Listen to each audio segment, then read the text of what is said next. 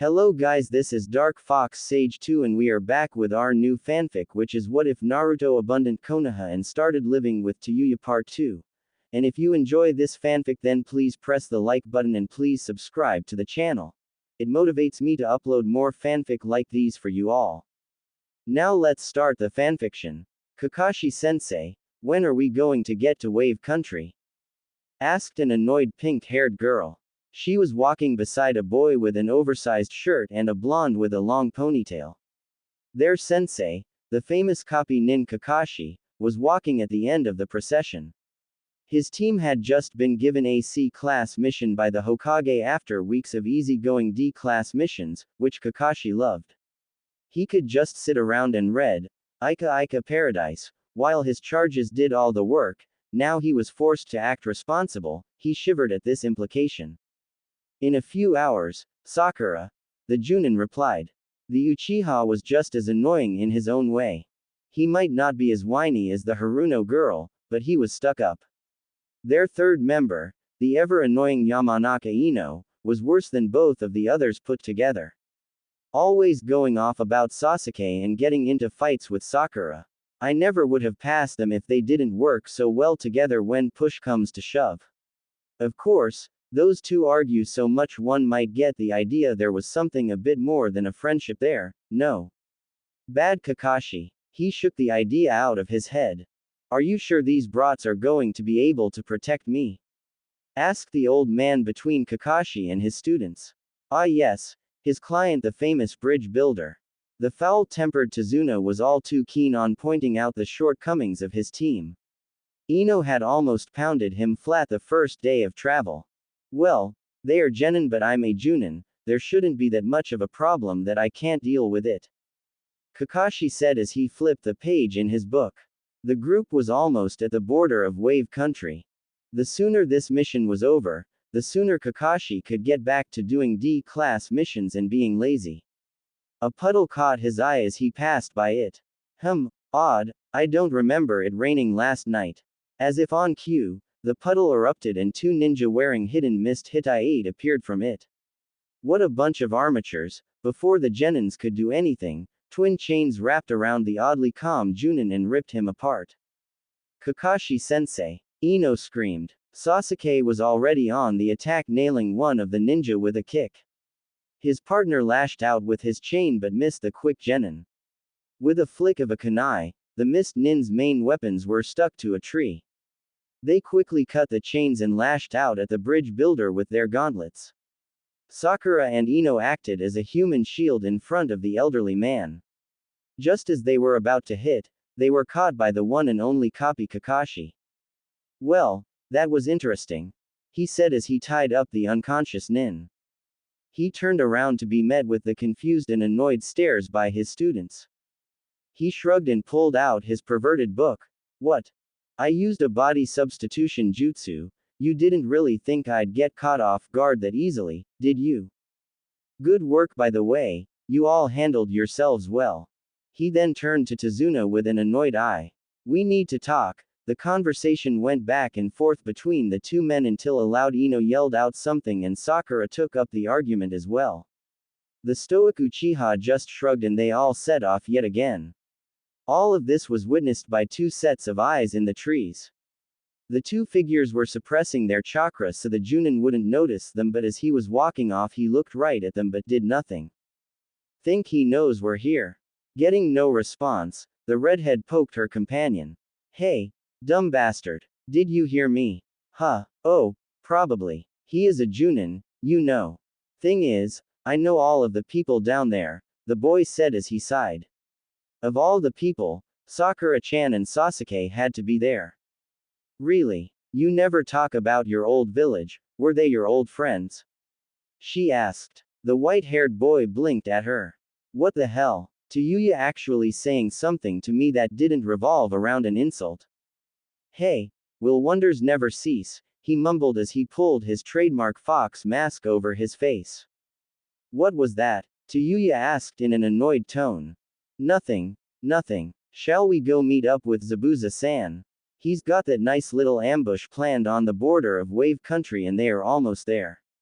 I think we should alert him to the fact Kakashi is leading the guard force, don't you, Tayuya-chan? The boy asked as he started to head through the trees. Tayuya-chan, where the hell did that come from? Sure. He'll blow a gasket, that's for sure. She said as he followed. The target they were ghosting frowned under his mask. He knew someone else was there, and by the way they acted they were a cut above the mist nin he had just disposed of. His team seemed to be blissfully ignorant of the extra eyes upon them. Hey, you guys should be more careful, he said nonchalantly. They all turned to him with questioning eyes, with the exception of Sasuke, who tried to look disinterested and failed miserably. Someone else was watching that fight. We'll probably be walking into an ambush of some sort, so stay close to Tazuna, don't leave a hole in your guard. Stay quiet from here on out too. I have a bad feeling about this. Why do I get the feeling I know who that was watching us? So anyway, the copy nin Kakashi is leading the force protecting the target. He dealt with your two flunkies easily enough, even his genin team could have taken them. One of them is an Uchiha, a very powerful ninja, you can't ignore them, reported the masked boy. He and Tayuya were reporting to their superior in this mission, Momochi Zabuza. The missing nin's eye twitched a bit at the mention of Kakashi, as did his second, Haku. Kakashi, the bingo book says a great deal about him, I think I can beat him though, the mist nin stated as he leaned back against a tree. The group was in a clearing by the road the group was sure to use. In just a few moments they would all set out to ambush the group and deal with the bridge builder. What do you think, Haku? I don't know, Zabuza-san. He is quite famous and that kind of reputation is not without merit. Of course, one of the 7 swordsmen of the mist is also not to be underestimated. It would be an interesting match at the very least. With our good friends, I think we have enough of a force to deal with them, the boy said from behind his mask. Naruto found it a bit unsettling to look into the expressionless face and wondered if that was the feeling others got from looking at him in his fox mask. Well, we'll leave Kakashi to you since you seem to be so eager to fight him. Tarajiku and me will deal with his genin team, sound good? Asked Tayuya in an annoyed voice. Zabuza looked over at Haku and nodded. It was understood that outside of hidden sound Naruto would be addressed as Tarajiku, his family name, to avoid anyone recognizing him. We'll attack first. You take care of the bridge builder while Kakashi is distracted. I assume you sound nin can take care of yourselves. Haku will be occupied analyzing my fights, so don't expect help from him. Zabuza said with a superior tone. It annoyed the hell out of the 2 elite sound nin. We can take care of ourselves. You should be careful with Kakashi. He has some weird eye that can cancel jutsus. Naruto said as he stood up.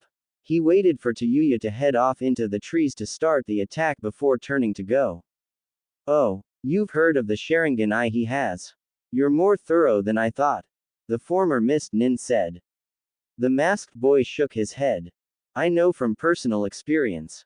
Tayuya and I have first-hand experience with that thing, Naruto said before leaping off after his teammate, leaving 2 confused missing nin to figure out what he meant by that statement. Everyone, get down, Kakashi shouted. At the last moment he felt a surge of chakra from the woods behind him and he reacted. It was a good thing he did, since a giant sword flew in the air where his team's necks had been only a moment before. What the hell was that? Sakura yelled from her spot on the ground. She looked up at where the sword had embedded itself in a tree and lost all color. There was a man standing on the sword glaring down at them. He leapt from his perch, grabbing the massive blade as he fell. Zabuza of the Mist, how nice of you to drop in. I knew I felt someone watching the fight earlier, didn't expect it to be you, Kakashi said as he put a hand over his Hittite ready to pull it up. The demon of the mists only laughed. You think too much of me, Kakashi. I've been waiting here for a good while for you, Zabuza said as he smirked at the leaf nin.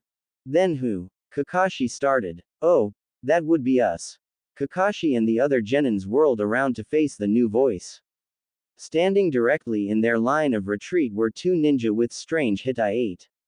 A musical note. Guess they're from that new hidden village. One was wearing a familiar fox mask while the other was a redhead glaring at the old bridge builder. Sasuke pulled out a kunai and stood between Tazuna and the new enemies. Sensei, you take care of Zabuza and I'll deal with them, Sasuke said as he took up a stance. Ino and Sakura also pulled out various throwing weapons and formed up behind the raven-haired boy. Kakashi nodded and pulled up his Hitai-8, revealing the famous Sharingan. Much to Sasuke's ire, the fox-masked ninja shook his head and laughed. Sasuke-kun, there is no way you can beat us, the masked boy said. Sasuke, Sakura, and Ino were shocked. Sasuke glared at him. How does he know me? So, it's you, Kakashi said in a lazy tone, not taking his eyes off of Zabuza. Good to see you again, hope you got stronger since our fight at Hidden Cloud.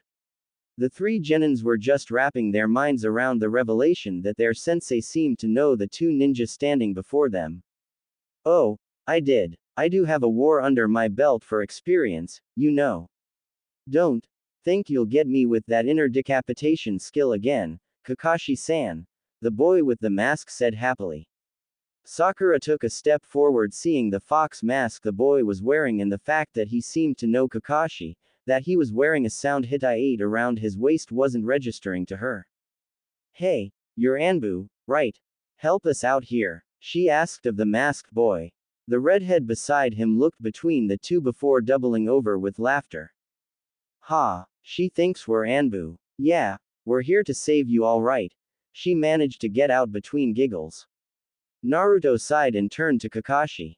Hey, Kakashi, does everyone in Konoha think all ninja that wear masks are Anbu?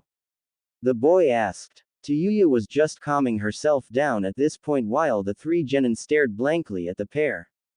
Well, that is an Anbu mask you're wearing.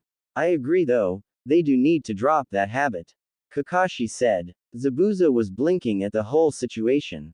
How the hell do you know these guys, Tarajiku? The Mist Devil asked. Oh, Tayuya and me ran into Kakashi a few years ago on a mission. We fought, he put me in a hole, I got in a sneak attack, and he ran away, you know the drill. Naruto said as he waved his hand.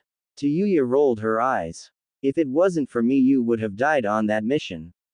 I never got a word of thanks either, you ungrateful bastard, she accused.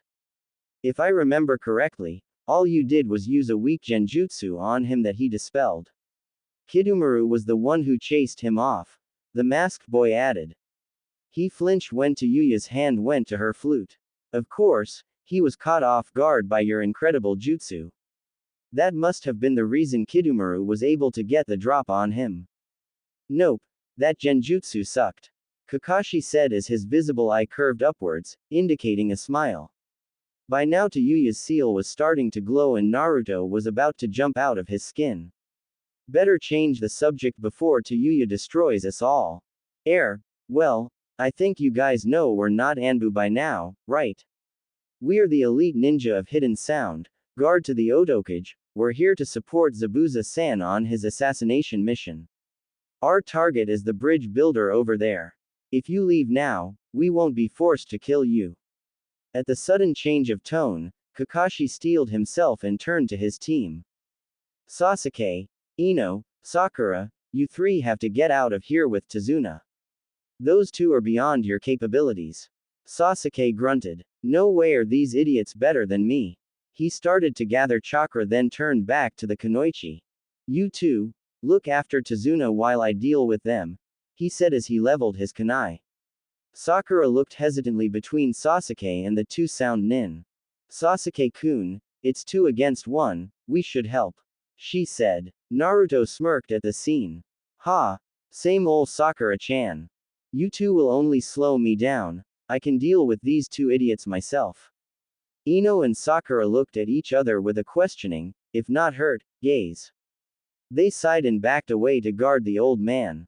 Ha, that cocky bitch seems to think he can beat us, doesn't he? Tayuya said to her teammate. Naruto shrugged and pointed his palm at the Uchiha. Sasuke-tem was always like that. I think I can put him down without killing him, don't know though. You want to use a genjutsu when I get tired of him? He asked. Tayuya shrugged. Go wild. I'll let you play for a bit, she said. Naruto smiled a foxy grin under his mask before firing his air cannon. Zenkuaha. The wave of air hit the genins with a force that sent the two girls flying. Sasuke only managed to stay where he was by digging his kunai into the ground. Rocks and dust cut at his face having been whipped up by the mini hurricane. Once the blast tapered out, Sasuke fingered the blood from one of his cuts. What the hell was that? He growled. He stole a look back at Kakashi and Zabuza. The latter had been caught in the effects of the blast and had his sword ripped from his grasp by the winds. He caught the look at Kakashi's face and saw his left eye. The Sharingan. Why does Kakashi have it? Before he could think of it any longer, a kick from Naruto sent him flying and averted his attention back to the masked nin. You should really keep your mind on the fight. Not very genius-like right now, are you, Sasuke Tem? The boy said in a mocking tone. Sasuke glared at him and started doing hand seals. Gukaku no Jutsu. The fireball rushed towards the white-haired boy and he just barely dodged. Behind him, Tayuya flinched.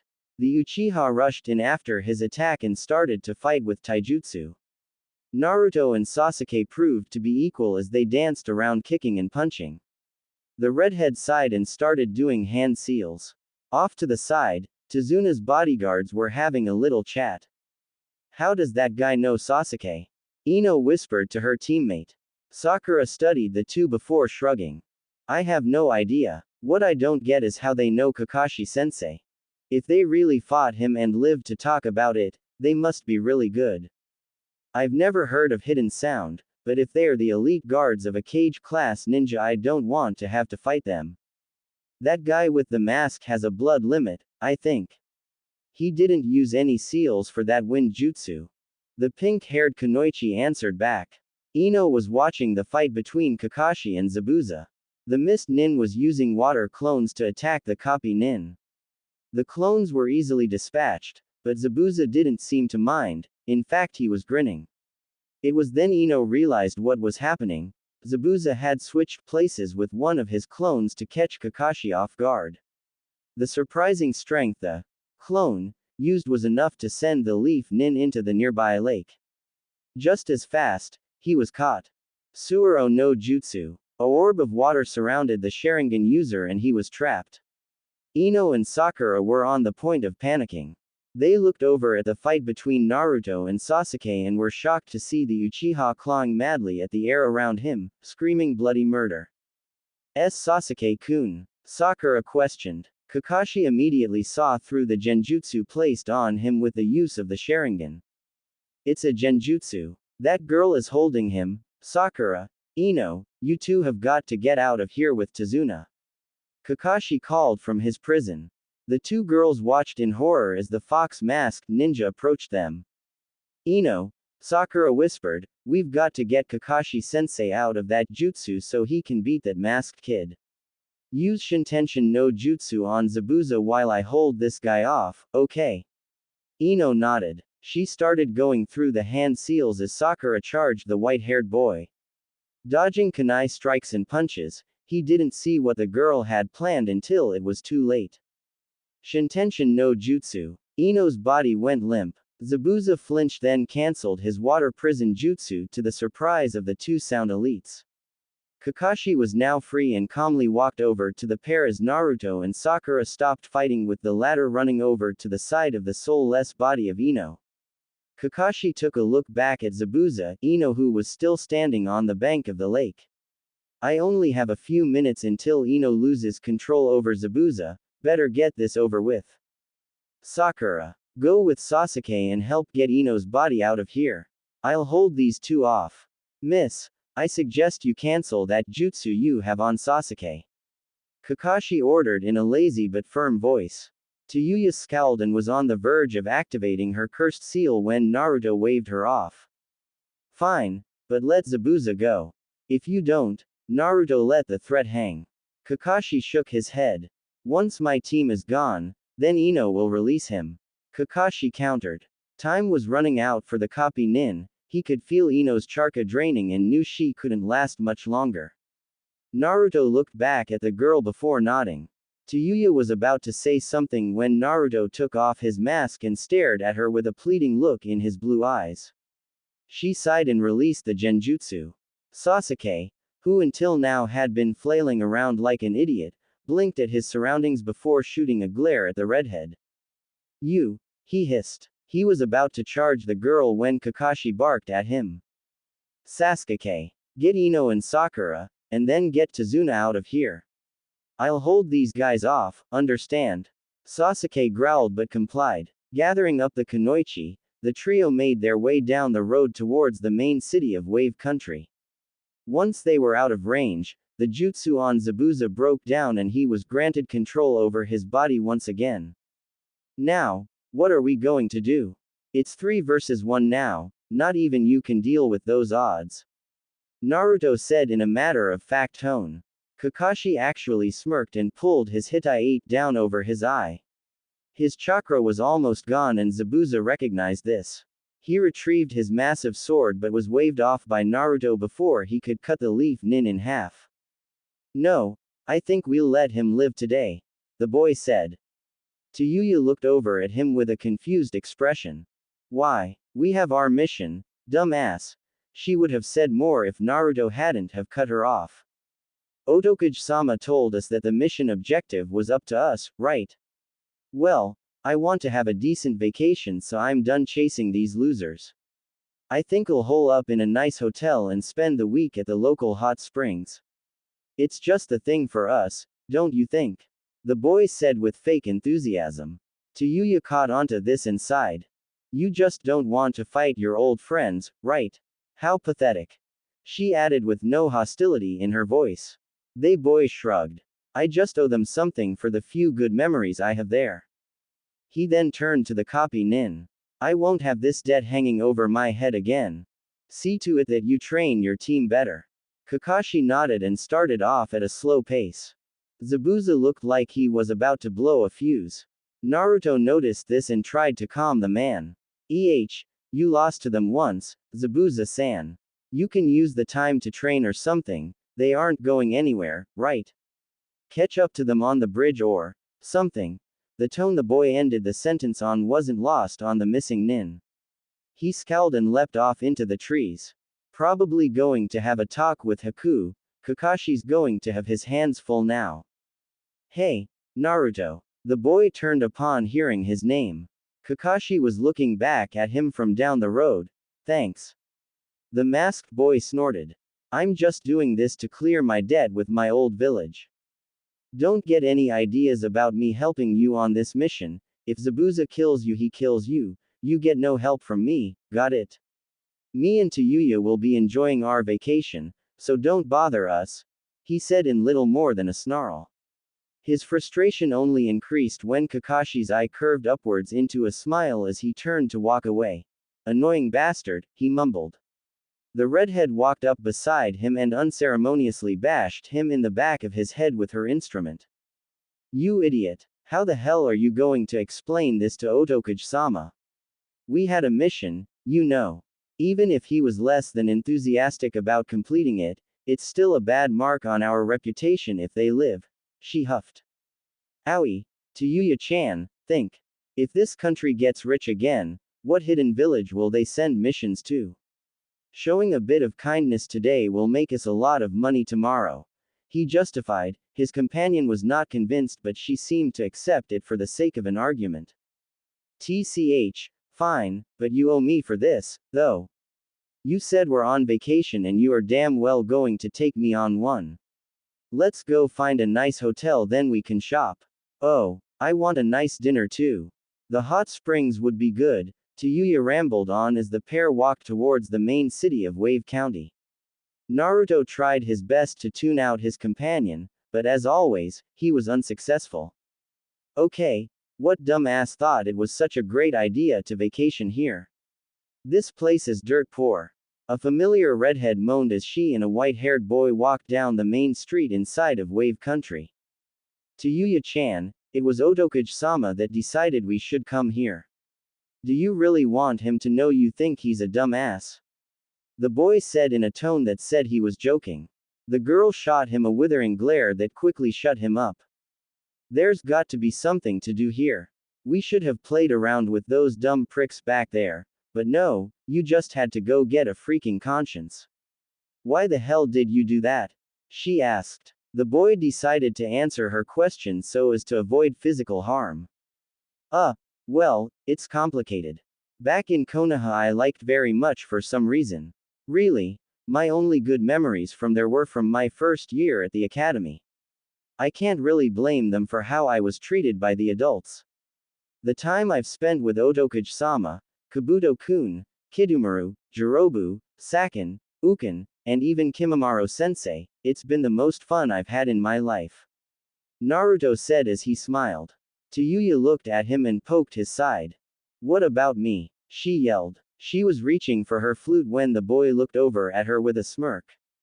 Well, you've been bad-mouthing me since day one, always hitting me with that damn flute, taking the spotlight off me, and making my life a living hell. The boy said as he grinned.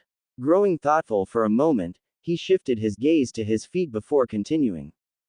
But, you've been the best friend I've ever had and, I don't want to imagine what my life would have been like if I hadn't have met you. The redhead stopped in the middle of the street. Naruto blinked at Tayuya's actions as she looked down at the ground. After a few moments, he waved his hand in front of her face to get her attention. Hello, Tayuya-chan, are you okay? She seemed to snap out of her thoughts and quickly turned away from him. Why you idiot, don't say those kinds of things out in public, people might get the wrong idea. What the hell was with all that anyway? You've been nothing but a pain in my ass for 5 years, you know that. She said, still not looking at him. Hey, it's so much fun to get on your nerves though. It makes life interesting. He replied with his trademark fox grin. He mulled over an idea for a moment before deciding to speak again. Hey, why don't we go see about getting dinner and a place to stay? I'm sure we can find some sort of decent hotel around here somewhere. Naruto suggested as he started to walk off. Tayuya nodded and turned around to follow, all the while hoping that the boy didn't notice her faint blush as she walked after him down the street. //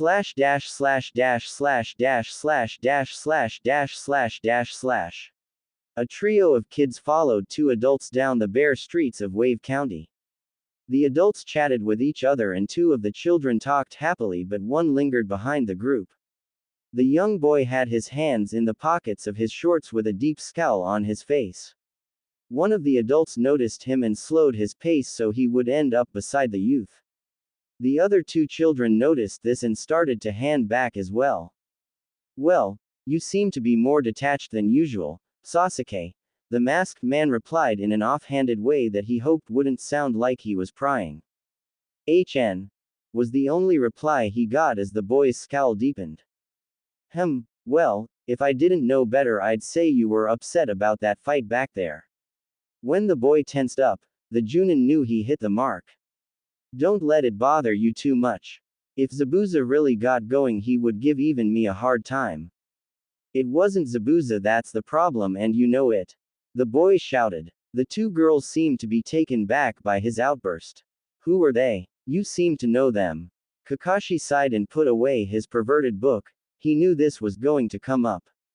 The inquisitive looks from his other two students didn't help either. Well, I ran into the boy during a mission to Lightning Country back when I was still in Anbu a few years ago. His students remained silent so he took this as a sign he had their attention. I was on a mission for the Raikage to eliminate a spy. Since he didn't know how far the spy network went, he had to ask another village to send in a ninja to deal with the traitor. I was about to carry out the kill when that boy showed up with the same intention. He was a bit clumsy and hot-headed and demanded to know who I was. I, like you guys, thought he was an Anbu member at first because of his mask.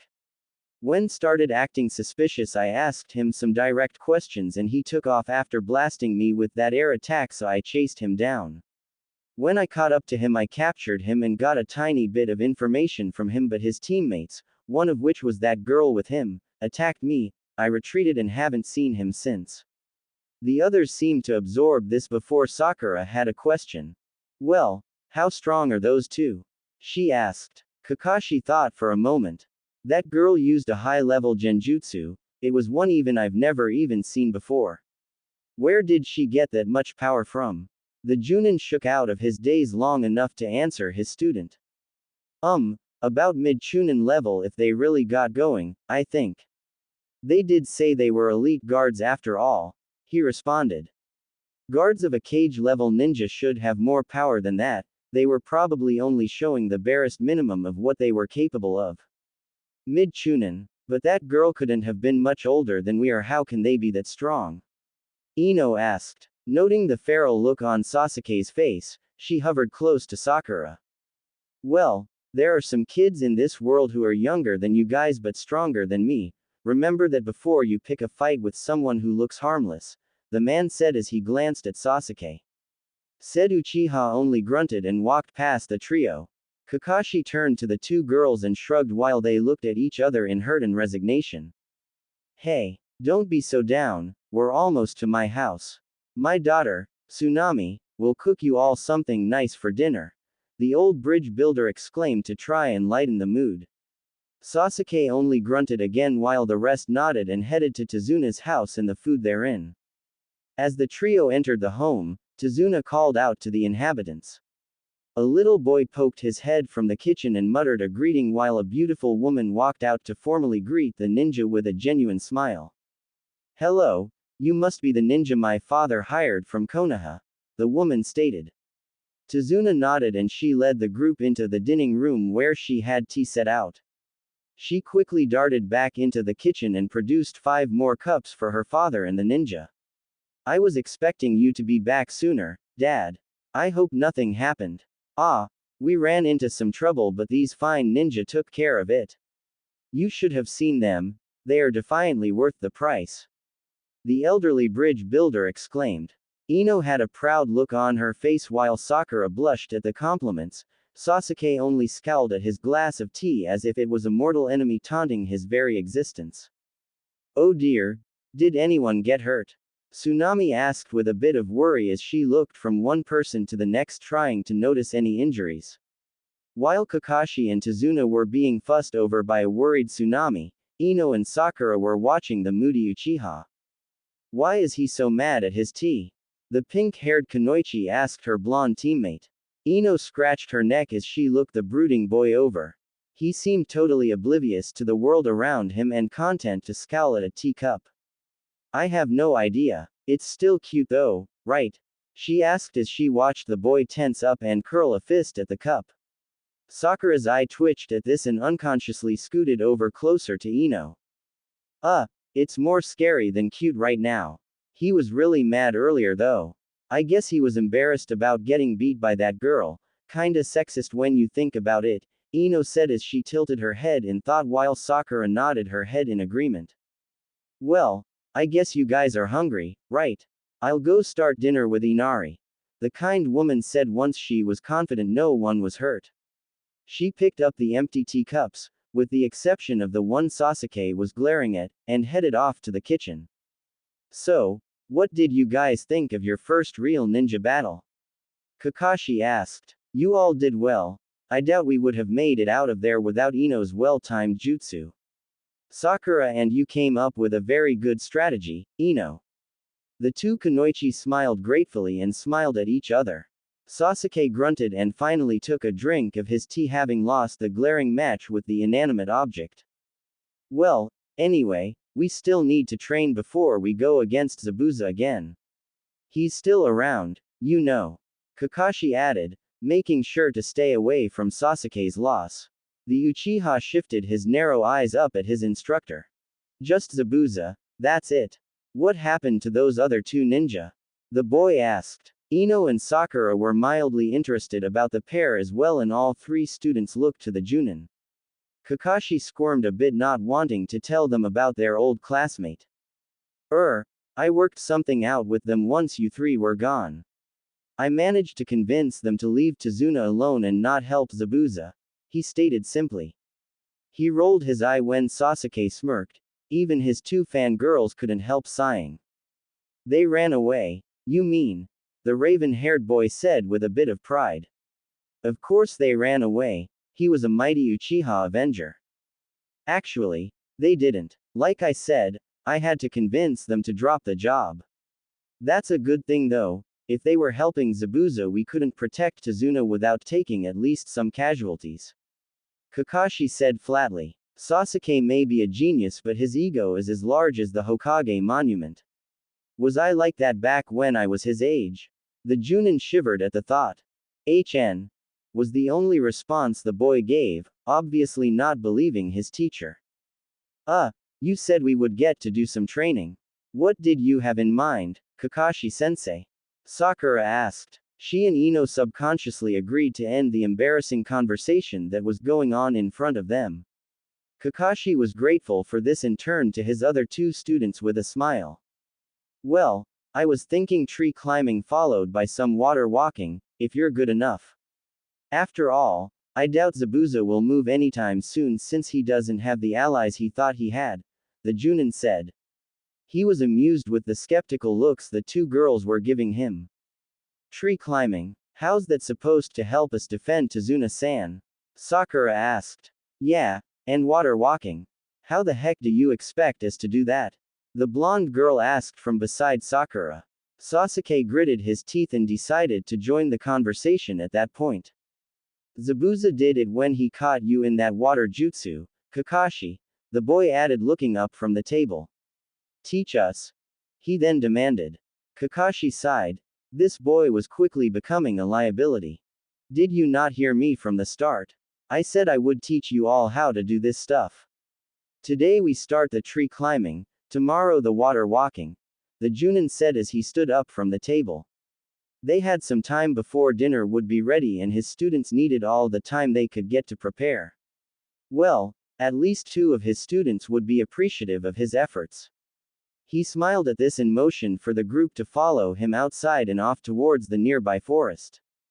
//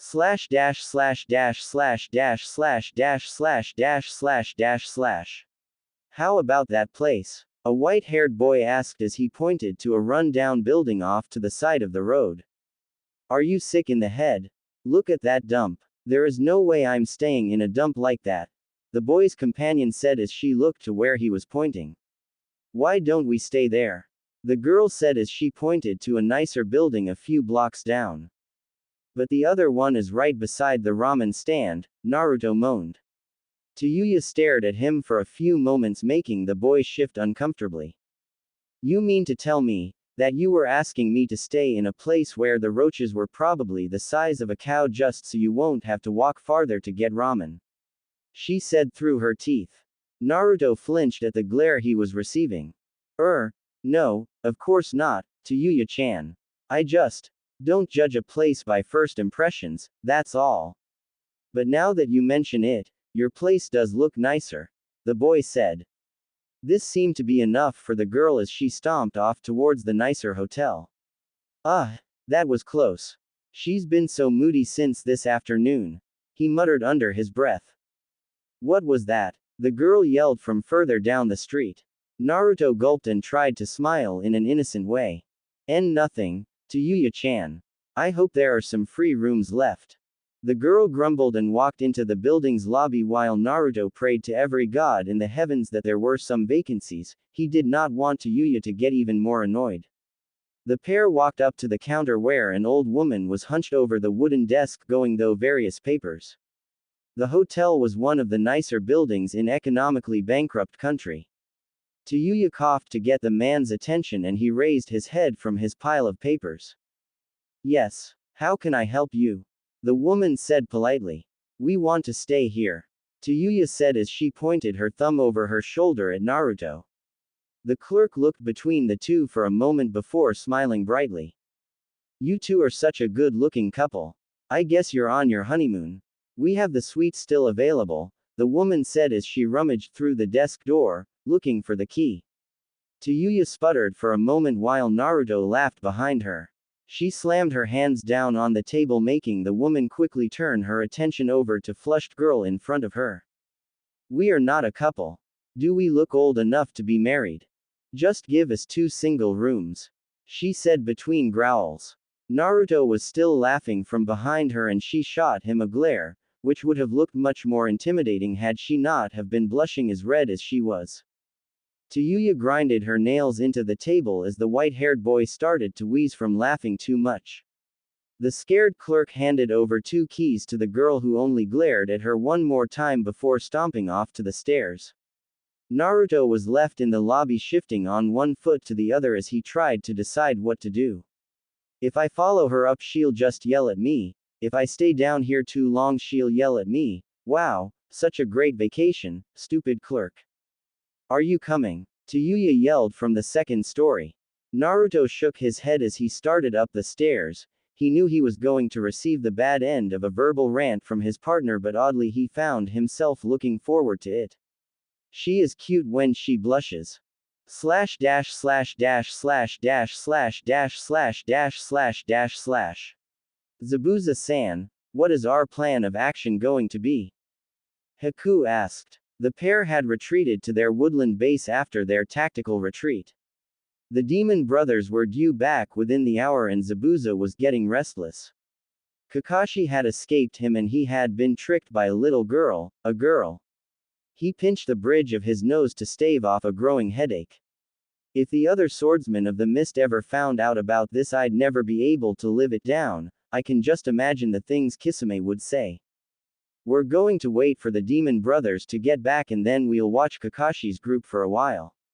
We have a good amount of time before the bridge is going to be finished so we can get the old man whenever we feel like it, the missing nin said. Haku nodded his head. I suppose we can, but what about those 2 sound nin? Do you think they will help us when the time comes? The boy asked. Zabuza considered this for a moment and shrugged. I have no idea what kind of game those 2 are playing. They seem to have fought Kakashi before, though, maybe they wanted to finish him off themselves for some grudge or something. It doesn't matter though, if they get in our way we'll deal with them. For now I want them watched. Go keep an eye on them, Haku. Zabuza ordered as he lifted his massive sword off his back. The blade gleamed in the sparse light as he ran a soft cloth over the metal, cleaning it. Haku smirked under his mask and bowed. This was going to be an interesting investigation. So, the trick is to pull the chakra into your feet and use it to stick to the tree. Kakashi stated from his upside-down perch in the tree. The Junin was teaching his charges the basic skill of tree climbing in preparation for the more difficult water walking skill they would be learning in the next few days. Sakura and Ino seemed to be taking to his lessons with a humble want to learn. Sasuke was barely tolerating the lesson. Okay, so if we use too little we'll fall out of the tree and if we don't use enough we'll bounce off. The trick would be to find a balance, right, sensei? Sakura asked. The Junin smiled under his mask. There was at least one kid in his group who was talented. Ino stretched her legs before cracking her knuckles. In that case we should be able to find the balance though trial and error. Come on, Sakura-chan. She declared before running towards a tree. Sasuke and Sakura watched as she got a good 10 feet up before having to backflip off of the tree trunk to avoid falling. Darn, this is harder than it looks. It was still a good try, Ino-chan. We just have to have very good chakra control. Sakura said before moving her hands into the classic, chakra focuses seal. A few moments passed before a faint glow formed around her feet and she took off for the tree beside Ino's. She managed to run halfway up the tree before losing her concentration and falling. Unfortunately she was a good 30 feet up. Sakura started to panic until she felt a pair of arms catch her mid-fall. Sasuke-kun caught me. You need to be more careful, Sakura-chan. Sakura nodded absent-mindedly while she was reveling in the soft, delicate arms of Sasuke. Wait, soft and delicate. Since when is Sasuke-kun soft and delicate?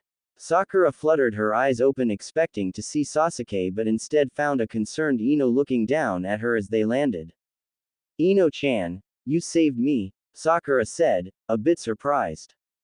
Well, who else would have? You can't rely on someone to catch you every time you fall, forehead girl. Ino stuttered. A few moments passed with the two girls still just staring at each other, Ino with mock frustration and concern and Sakura with gratefulness and embarrassment. Girls, we need to get this training done, came a voice from above. Ino and Sakura both snapped out of their moment and suddenly became all too aware of their respective positions. Ino was still holding Sakura bridal style and Sakura had her arms wrapped around Ino's neck. The blonde Kunoichi abruptly dropped her pink-haired friend and the two separated like they were allergic to one another. What the hell was that? Was the thought mirrored by four different people at the same time? Kakashi decided it would be best to ignore that particular situation for now and concentrate on the training exercise. Well, Sakura has the right idea, gather your chakra first then try to climb the tree. Seeing that his charges had the basic idea down, Kakashi dropped from his perch and landed in front of his students. Okay then, I'll take first watch at the bridge while you three practice. Kakashi said as he walked past his students. Right as he was about to teleport away, he got a very cruel idea, he just couldn't resist. Sasuke, I'm putting you in charge here. The Junin said. When Sasuke looked as close to confused as he was going to get, Kakashi grinned. That's right, you're in charge of making sure Sakura and Ino don't waste too much training time flirting with each other. After that, the Junin was gone in a swirl of leaves. Hentai was all the Junin heard while he fled from two very angry, very embarrassed, Kunoichi.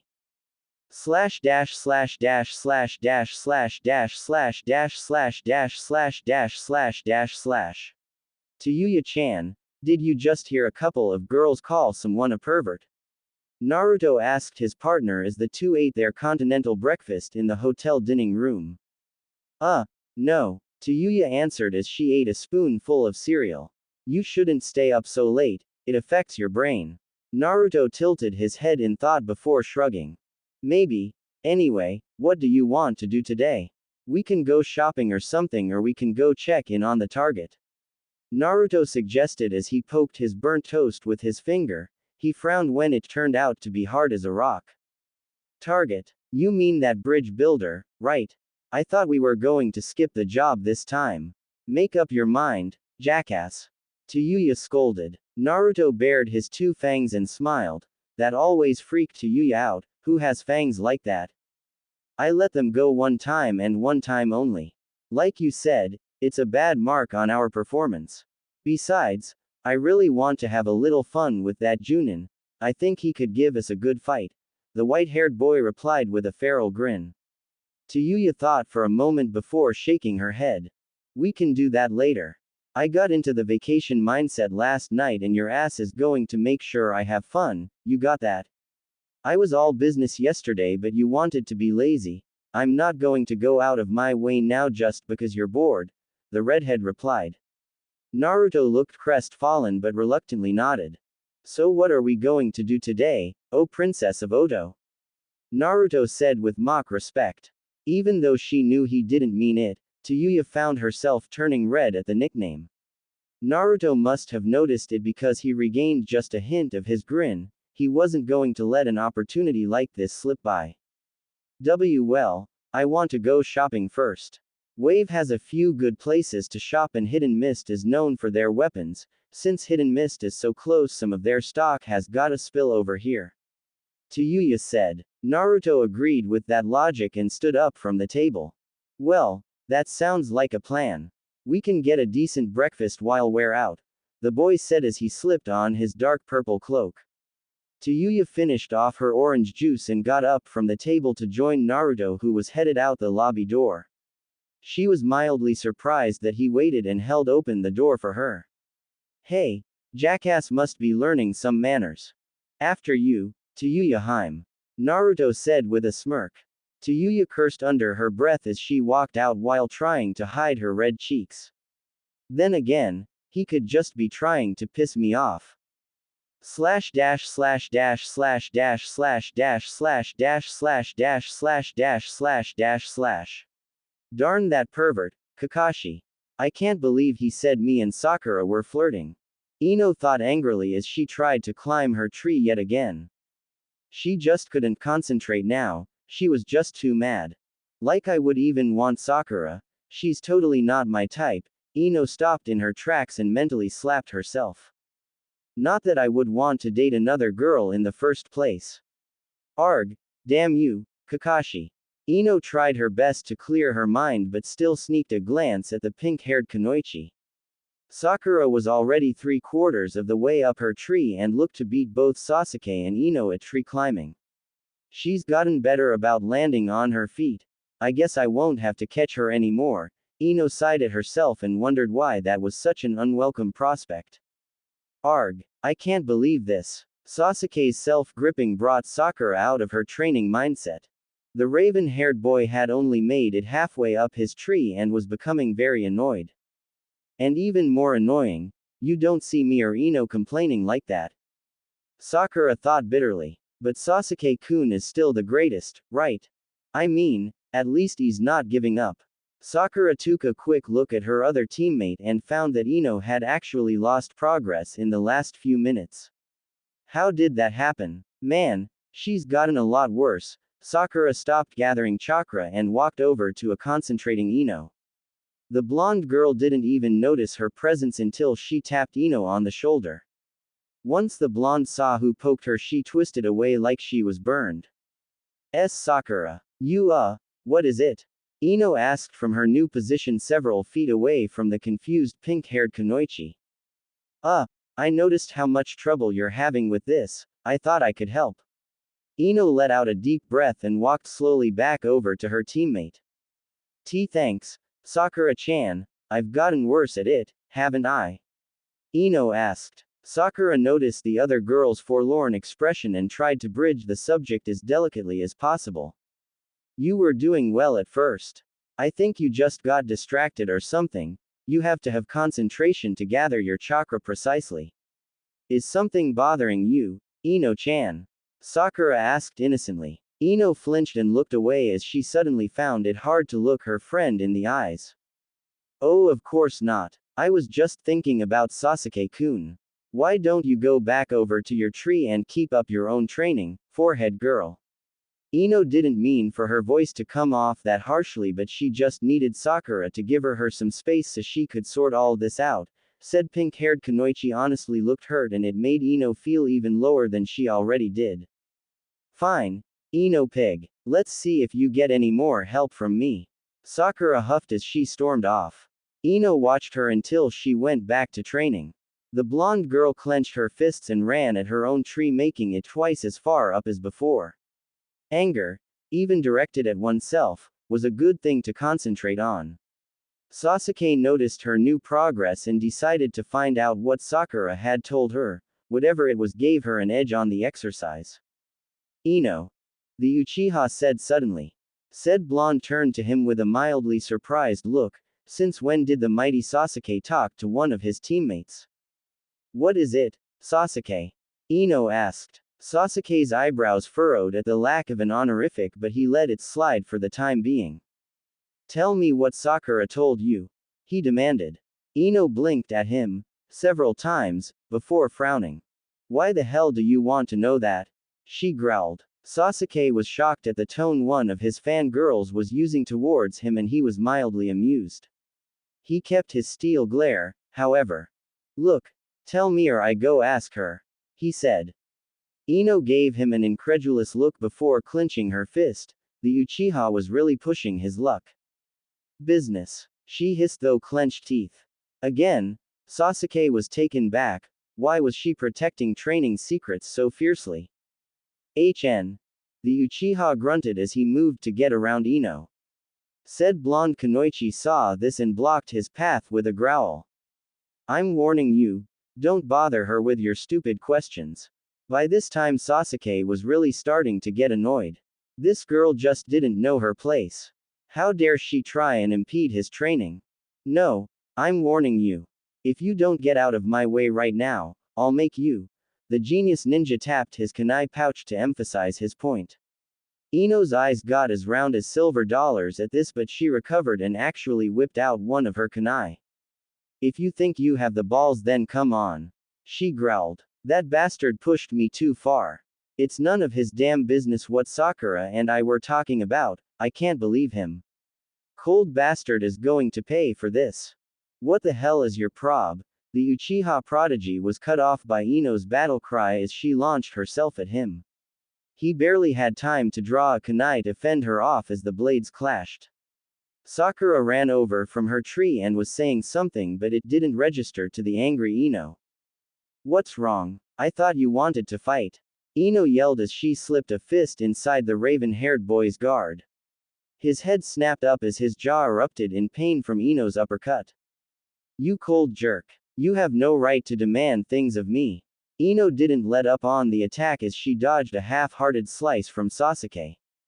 Dropping to the ground, the kunai sailed over her head as her foot lashed out in a sweep that had the Uchiha flat on his back. He didn't have much time to recover as the blonde kunoichi was straddling him while pinning his arms down with unholy vengeance set in her eyes. Not even Sasuke wanted to mess with her right then. Listen and listen good. You have no right to demand I tell you any. Ino was cut off as a searing pain shot through the back of her head. She landed face first in the dirt and spit out a rock that somehow managed to get into her mouth as she looked over her shoulder to see what happened. Sakura was standing over Sasuke with her hands still in an axe handle position. What the hell is your problem, Ino? The pink-haired kunoichi yelled. Ino was too stunned to say anything in her defense as Sakura helped Sasuke up off of the ground. The Uchiha roughly swatted Sakura's hand away as he glared at Ino. The blonde kunoichi felt the strange anger well up again as she saw the attitude Sasuke was giving Sakura. She was about to jump him again when Sakura caught her intent and put herself in front of the Uchiha. If you want to attack Sasuke-kun again you'll have to go through me, Ino. Sakura said in a steel voice. Ino's face scrunched up in anger and hurt as she watched this. Why are you defending him? The bastard just brushed you off without even showing you any gratitude. Ino argued as she managed to put her feet under herself again. Sakura faltered for a moment but quickly regained her glare. It doesn't matter. You attacked him for no reason. Stop being such a bitch. You touch Sasuke-kun again and I'll make sure you regret it. Sakura yelled. Ino recoiled as if Sakura's words physically hit her. She called me, damn her. I can't believe you, Sakura. How could you? Ino stuttered as she felt something warm run down her cheeks. She shot one last glare at the pink-haired kunoichi before she took off in the opposite direction, disappearing into the forest. Sakura looked torn for a moment as Sasuke grunted and walked back over to his training tree with a scowl. Setting herself, Sakura sighed and went back to her own tree knowing full well that the Uchiha would not talk about what just happened but also knowing that some bridges would stay burned after this. //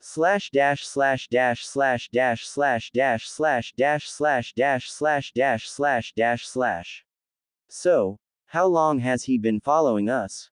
Naruto asked as he and Tayuya walked down one of the busier streets of Wave Country. He was on us the second we left the hotel. That bastard really needs to learn the specialties of his targets. I mean, trying to tail sound nin. Come on, I can use my jutsus to hear him all the way from the rooftops and you can feel him by the air he disrupts as he moves. Dumb prick has no idea who he's dealing with. Tayuya said confidently. The pair had picked up on their stalker a few minutes after they left the hotel and were currently leading him on a grand tour of Wave Country as neither of them had anything to do.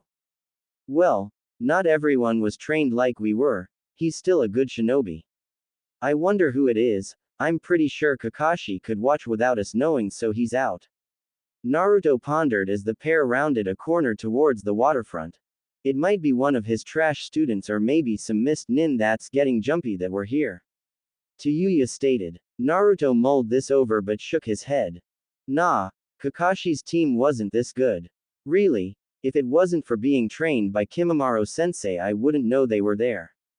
Naruto added. Tayuya's brow furrowed in thought before she snapped her fingers. How about that kid that was with Zabuza? The mighty demon is on Kakashi's level so we wouldn't notice him, like you said, but that Haku guy was a bit below him. He was also more talented than Kakashi's trash. Tayuya said, obviously quite proud of herself. You're probably right. It makes sense. Zabuza-san would put him on us to see if we were splitting loyalties. Now that we know, what should we do? Naruto asked. Tayuya shrugged at him and the pair turned another corner. I have no idea. Maybe we should just kill the bastard for bothering us. I sure as hell don't want him following me all day. Tayuya said as she flicked a stray hair out of her face. As Naruto was beginning to answer, a swirl of leaves marked the arrival of a ninja. Both Naruto and Tayuya slipped into a defense stance as a familiar masked shinobi stepped out from the swirling leaves. Naruto relaxed a bit once Haku showed no intent to attack. Tayuya was still edgy. So nice of you to join us, Haku-kun. Naruto said. Haku gave the two sound nin a small bow before speaking. You as well, Tarajiku-kun. Haku then looked over to the annoyed Kunoichi. It is good to see you also, Tayuya-san. What the hell do you want, bastard? Finally got sick of following us and decided to give up. Tayuya said in a mocking tone. If her insult had any effect, the former mist nin did not show it. I merely noticed that you seemed to know I was following you and felt I could openly approach you. Haku explained. My mission was compromised the second you sensed me. How did you know we knew you were there? And what was your mission, anyway? Naruto asked. He was a bit more laid back than his partner and was actually amused by the entire situation. The missing nin thought for a moment before answering. You are not the only gifted shinobi in the world, Tarajiku-kun. It wasn't much of a feat to overhear some of your conversation, especially when Tayuya-san talks so loudly. Haku explained while ignoring the righteous anger that was building up within the red-haired Kunoichi. Naruto gave a lopsided grin and scratched the back of his head. Yeah, she talks loudly sometimes, but that's only because she doesn't consider you a threat even if you did know we knew you were there. Naruto added. Tayuya seemed a bit surprised he came to her defense and relaxed the defense stance she was still somewhat in. Haku chuckled from behind his white mask. I suppose you are right. You are both very strong. That is why Gedu-san sent for you, Haku trailed off. Tayuya scoffed when she picked up on what he was implying. So, that punk Zabuza sent you to see what our motives were, huh? Go back and tell him we'll do whatever we damn well want to. Tayuya said. The fact that Haku stiffened a bit when Tayuya insulted Zabuza didn't go unnoticed by Naruto. That is correct, Tayuya-san. He sent me to find out why you did not carry out your contract with Gedu-san and let Tazuna escape. Haku noted. Naruto shifted uneasily as Tayuya pinned him with a glare. Just tell Zabuza-san that I owed that particular team a favor. I'm not planning on abandoning the mission if that's what he's worried about. We were planning on dealing with them at the end of this week, anyway. He can join us if he wishes. Naruto explained. Haku nodded his head and bowed. I understand, Tarajiku-kun. Zabuza-sama will be pleased to hear about your dedication. I am sure we will be joining you when you attack. Haku answered as he started to form a transportation jutsu. The look Tayuya was giving Naruto was borderline homicidal and the white-haired boy decided being alone with her was not good for his health. Wait a second, Haku. Naruto croaked out. The former mist nin paused his seals and looked at the sound nin along with Tayuya. Hey, you were supposed to follow us all day, right? Zabuza-san will be mad at you if you come back early, so why don't you stick with us for the day? We were about to go get breakfast anyway. I don't know, Zabuza-san might need me soon. Haku hesitated. Naruto sighed and waved his hand in a dismissive gesture. He was expecting you to be gone the whole day, right? Let me put it this way. Since we're allies for this mission, don't you think we should get used to each other? We can swap information. There are a few things I'd like to know about you and Zabuza, and I'm sure you have some questions for us, the sound nin argued. With a sigh, Haku nodded his head. Great. First thing we should do is get a decent breakfast, right to Yuyaheim? Whatever. As long as he doesn't bother me, I don't care who tags along. The redhead mumbled as she walked away from the pair. Naruto almost did a dance in the middle of the street for having avoided the wrath of his companion but was soon proved wrong when a fist came down hard on the top of his head. And what have I said about calling me that, you dumb bastard? She then turned towards the masked Haku who was now backing away slowly. If we're going to be seen together then you have to take off that ridiculous mask, I have to deal with that enough with this freak, she said as she punched Naruto once again for good measure. Haku hesitated for a moment but resigned and pulled off the mask. Naruto and Tayuya both gaped at the girlish face that was formerly covered. What is it? Haku asked as the two continued to stare. Tayuya recovered first and groaned into her hand as she walked away. Great. We just leave Oto and I already run into another Sakin, he would be laughing his gay ass off right about now, she mumbled as she walked. Haku tossed Naruto a, what did I do? Glance and Naruto shook his head. Trust me, you don't want to know, he said as he and a bewildered Haku jogged to catch up to their annoyed companion. Downtrodden blonde walked along the streets of Wave Country. Most of the populace was poor and depressed so the new face didn't draw many eyes. Ino wandered aimlessly through the cold streets in the morning fog while the images that had occurred earlier in the day replayed in her mind. Ugh, what the hell happened back there? Ino thought to herself as she stopped on one of the many bridges that connected the inner streets of the city. She slumped against the railing with a sigh and groaned when she saw her reflection. Damn, I look horrible. The blonde was disheveled after her escape from her teammates, her eyes were red and puffy, there were twigs sticking out of her hair, and her long ponytail was threatening to come undone. Hey, what would Sasuke think if he saw me now? Ino shivered at the thought of the cold Uchiha. On the way into the city she started to agree with what Sakura had called her, she had acted like a bitch. Well, it's not like he was any better. Kuso, that guy is such a cold fish. It really wasn't any of his business what Sakura said to me, since when has he been nosy, though? I may have overreacted a bit but he really pushed me. I told him not to bother her, why did I do that? Why did I even care? Ino groaned and knocked her forehead against the wooden rail of the bridge. She knew she should get back soon but that would mean facing Sasuke, and Sakura. Ino shifted to look out over the water. If there was anything to be said about Wave it was that it was beautiful. As she watched the water flowing past the bridge she started to remember. Ino-chan, can you come out to play? A young Sakura asked as she wandered around the Yamanaka family flower shop. Ino smiled at her and skipped over to her friend. Mom wants me to help her watch the shop today but you can stay here and help too if you want. Sakura smiled at her and bobbed her head to the affirmative. The two 6-year-olds ran over to the counter where Ino's mother was ringing up a customer's order of roses. So, what did you think of the new teacher at the academy? Ino asked as they waited for her mother to get done with the customer. Sakura tilted her head in thought before smiling. He's really nice, not like our last teacher. He was even patient with Naruto, well, the first couple of times he interrupted class, anyway. Sakura giggled. Ino moaned and shook her head. That kid's so troublesome. He always stops class just to ask dumb questions he should have learned when he first started the academy. It's his own fault for not paying attention the first time. Sakura nodded at every point her best friend made. It wasn't that she disliked Naruto, he was just too much. So loud and confident even when he knew he didn't know something. Ino-chan, I need you to refill our stock on long-stemmed roses. Would you go get 3 dozen from the back and put them into the main display?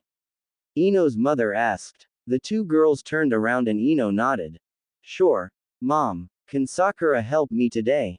Please. Ino tried her best to look nice and innocent with her eyes. Her mother looked at the shy Haruno girl and smiled. If Sakura-chan wants to then I'm fine with it. Ino and Sakura smiled at each other before running off to the back of the store with identical grins.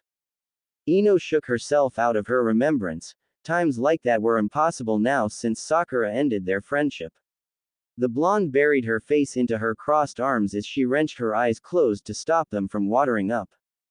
Gods, I miss those times, she said quietly. Why did things have to turn out like this? I miss her. Ah, don't worry about it, Ino-chan. I'm sure whoever it is misses you too. The blonde Kunoichi quickly spun around to face whoever had infringed on her reminiscencing. She was met with the impassive face of a white fox mask she knew all too well. Slash dash slash dash slash dash slash dash slash dash slash dash slash dash slash dash slash dash slash dash slash dash slash. Damn that Ino, Sakura thought as she sat at the top of her tree. Sakura would have thought that this would be a good chance to be with Sasuke alone, but the amount of guilt she was feeling over Ino's departure was frustrating her to complete distraction. It's not my fault she acted like that. She just blew up at Sasuke-kun for no reason. Well, I don't really know why she did it, but it couldn't have been so bad that she would attack him like that. If Kakashi-sensei finds out about this, she'll be in so much trouble. Sakura spared a glance at her raven-haired teammate. The genius ninja was about 3/4 of the way up his tree thanks to the tips Sakura had given him. Of course, he didn't even thank me for them. Sakura thought sadly. The pink-haired Kunoichi had hoped she could strike up a conversation with the Uchiha once she gave him a few instructions on how to use his chakra more effectively, but for some reason her mind rebelled against her and kept thinking about the way Ino had left. She looked so betrayed. Sakura finished her thought out loud. That was it, she figured. The emotions Ino showed before she ran off were burned into Sakura's mind. Anger, hurt, shock, betrayal, and something deeper that the pink-haired Kunoichi couldn't even hope to comprehend. No. She won't be forgiving me for this anytime soon. It's her fault for putting me in that situation, though. It's her fault, right? She asked herself quietly. Sakura. The Kunoichi looked over the side of the tree limb she was sitting on. At the foot of the tree, Sasuke was looking up at her with a bored expression. Even at that, Sakura's heart skipped a beat. I'm finished with the exercise and I'm heading to the bridge to meet with Kakashi, he simply stated before walking off. Sakura pushed Ino out of her mind for the time being as she leapt down from the tree to keep pace with the Uchiha. At least he took the time to tell me he was leaving this time, she thought with a bit of happiness as she jogged up to the quiet boy's side. Slash dash slash dash slash dash slash dash slash dash slash dash slash dash slash dash slash dash slash dash slash dash slash. Ino's danger sense kicked in full force and she reached down to her kunai pouch. The masked figure let out a short chuckle before raising his hands in a warding gesture. Hey, calm down. I'm off the clock right now, the masked ninja said with a bit of humor in his voice. Ino narrowed her eyes and leveled a kunai at him. The white-haired Oto Nin sighed and crossed his arms. If I was going to attack you, do you think I would have alerted you to my presence? I mean, you've already seen what I can do, do you think you're enough to beat me? Ino scowled but lowered her kunai a bit. What do you want? And how did you know my name?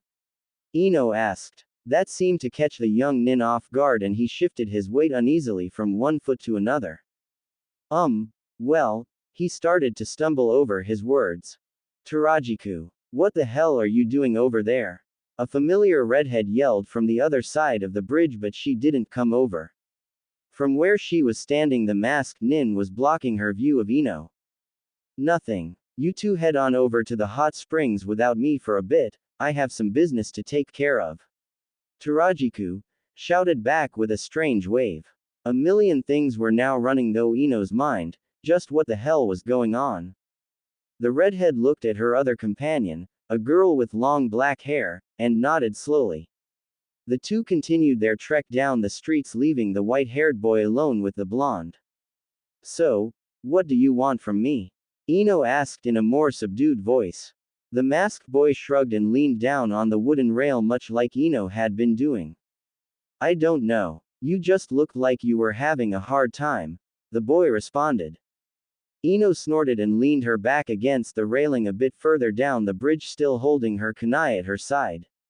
What do you care? You just got through trying to kill me a few hours ago and now you want to be nice. I'll bet you just want me to tell you about my team to get inside information. Nah, I already know more about you three than you know, Ino-chan. I do my homework before missions, the boy scoffed. Ino shot him a sidelong glance before turning back to the water. Why do you care if I'm having a hard time with something? You don't know me, so how do you know I'm not just an angst-heavy person that likes to brood? Ino inquired. Tarajiku leveled a stare at her from behind his mask. Because you're not an Uchiha. Ino tried not to laugh, but she couldn't help it. The boy joined in on the laughter for a few moments of humor. It went a long way to breaking the tension. Yeah, hee hee, only Sasuke would waste a good day like this brooding for no reason. Ino gasped though giggles. So, you have a good reason to brood. Something to do with a person you miss. The Oto Nin guessed. That stopped Ino dead. She turned to the remarkably insightful boy and scowled. Something like that. I just screwed up a bit today. Tarajiku turned to her as if he was going to say something but stopped himself short. After a few moments he scratched the back of his head but apparently decided to continue. You and Sakura-chan got into a fight, didn't you? Ino tensed noticeably before slumping her shoulders. Why yeah, how did you know that? Like I said, I do my homework. I know you two grew up together and were best friends throughout the Konoha Ninja Academy until something happened and you became enemies or maybe rivals, so it would be hard not to guess something like that happened, the boy stated in a low voice. Ino's mouth was hanging open by this time and she again spun around on the boy with her kunai leveled. No way you know all that from doing your homework. Who the hell are you? If the Oto Nin was threatened by her sudden change, he didn't show it and instead turned his back to the girl. Ino-chan, sometimes we hurt the people we care about by not being sympathetic to their needs and desires. Times like that are what test the bonds of friendship and love. I know that because my village, my old home, did it to me once. Ino shook her head and took a combat stance. By this time most of the passers-by had gotten off the bridge, having been used to fights since Getu set up base in their city. Who are you? Were you? Ino couldn't get out the rest of her question as she found herself unable to breath. Her kunai clattered to the wooden boards of the bridge as she held her throat. Her eyes widened in alarm as the Oto Nin turned around to face her with his hands holding a jutsu seal. Sorry, Ino-chan, a shinobi is never off the clock. That was the last thing Ino heard before her world went black. Slash dash slash dash slash dash slash dash slash dash slash dash slash dash slash dash slash dash slash dash slash dash slash. Naruto's eyes behind his mask were impassive as he watched the blonde girl fall to the ground. He released the jutsu and walked over to her to check her pulse. Phew, that was close. Man, that jutsu really takes it out of me, the boy said as he felt the familiar pumping of blood under the leaf nin's skin. He turned his head slightly as two figures appeared behind him. Is she? Tayuya asked as she walked over to look at the unconscious Ino. Naruto shook his head and gently picked up the girl in his arms as Tayuya frowned at the treatment. Nah, she's just out cold. I'm going to go drop her off in the woods or something, Naruto said as he started to walk off. Then what? Tayuya asked in a gruff voice. She was really starting to regret following Naruto's hand sign to watch him when he waved. It would have been less of a hassle for her. Naruto stopped and looked over his shoulder at the smoldering Tayuya. After that, we complete our mission. Haku, tell Zabuza-san to meet us at the bridge in 30 minutes, he said before he walked off into the crowd of people. Finally, Tarajiku-kun is ready to strike. I must go inform Zabuza-san about this development at once, Haku asked from behind Tayuya. The redhead breathed deeply and turned. Do that, she said before walking to opposite way, towards the bridge. Haku bowed and disappeared in a swirl of leaves. Naruto, I hope you know what you're doing, Tayuya mumbled to herself as she faded out of sight.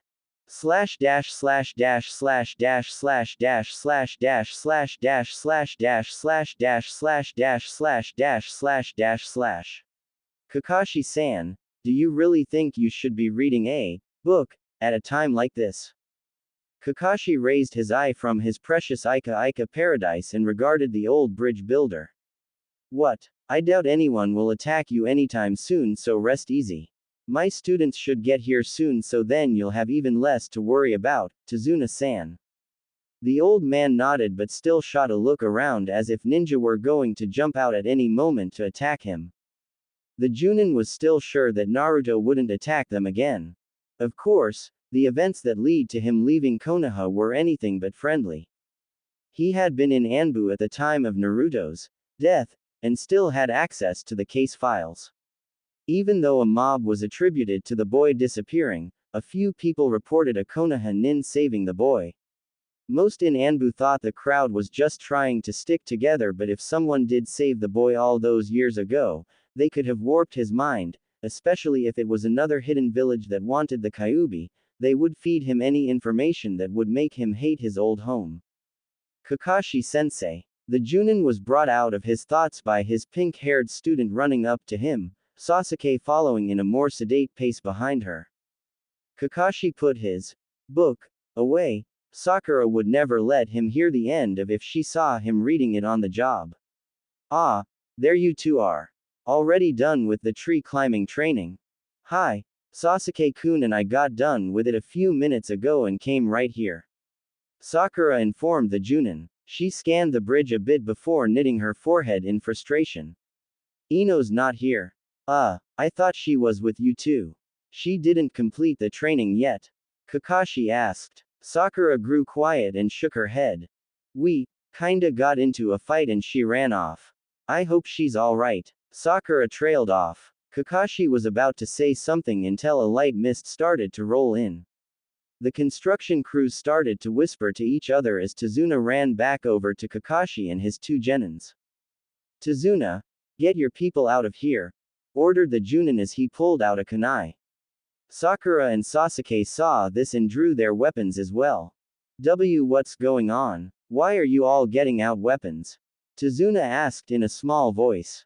He didn't like the way this was looking. The two children were scanning the area, but the older Junin was staring straight into the thickest part of the mist. Zabuza, Kakashi muttered. The two genin stiffened at the name of the famous swordsman and Tazuna's color drained out of his face. Ah, it's good that you remember me, Kakashi-san. All eyes turned towards the voice as two shadowy outlines appeared from the fog. The workers were running for their lives as Zabuza's bandaged face came into view. Kubikiri Haucho, the massive Zanbeitu the missing nin employs, was clearly visible in the morning light. Haku, wearing his hunter nin mask, walks silently behind his master. Kakashi tensed. Two enemies were reviled, but where were the Oto nin? Could he have been right about Naruto's change of heart? Ah, it seems I got here a little late. Kakashi let out a sigh and looked behind him. The red-headed girl from the first fight was blocking the other side of the bridge. Team 7 and Tazuna were now trapped. So, where's your partner? Kakashi asked while he shifted his attention back to the demon of the mist. He silently communicated to Sakura, who was still standing by him, to watch the girl. Tayuya scowled. Truthfully, she didn't know where Naruto was. The idiot was supposed to be back 10 minutes ago, but he still hadn't shown up.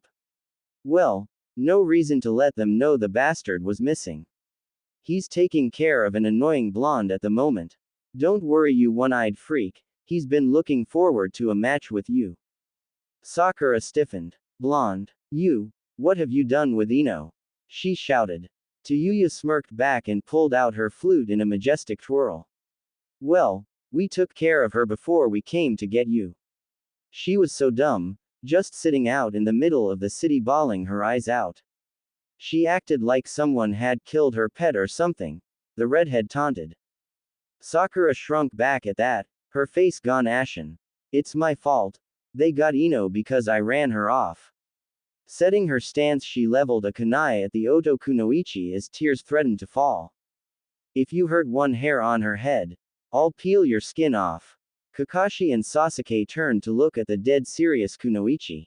Even Tayuya could see she was serious this time. Sakura was about to rush the girl when Kakashi put his hand on her shoulder.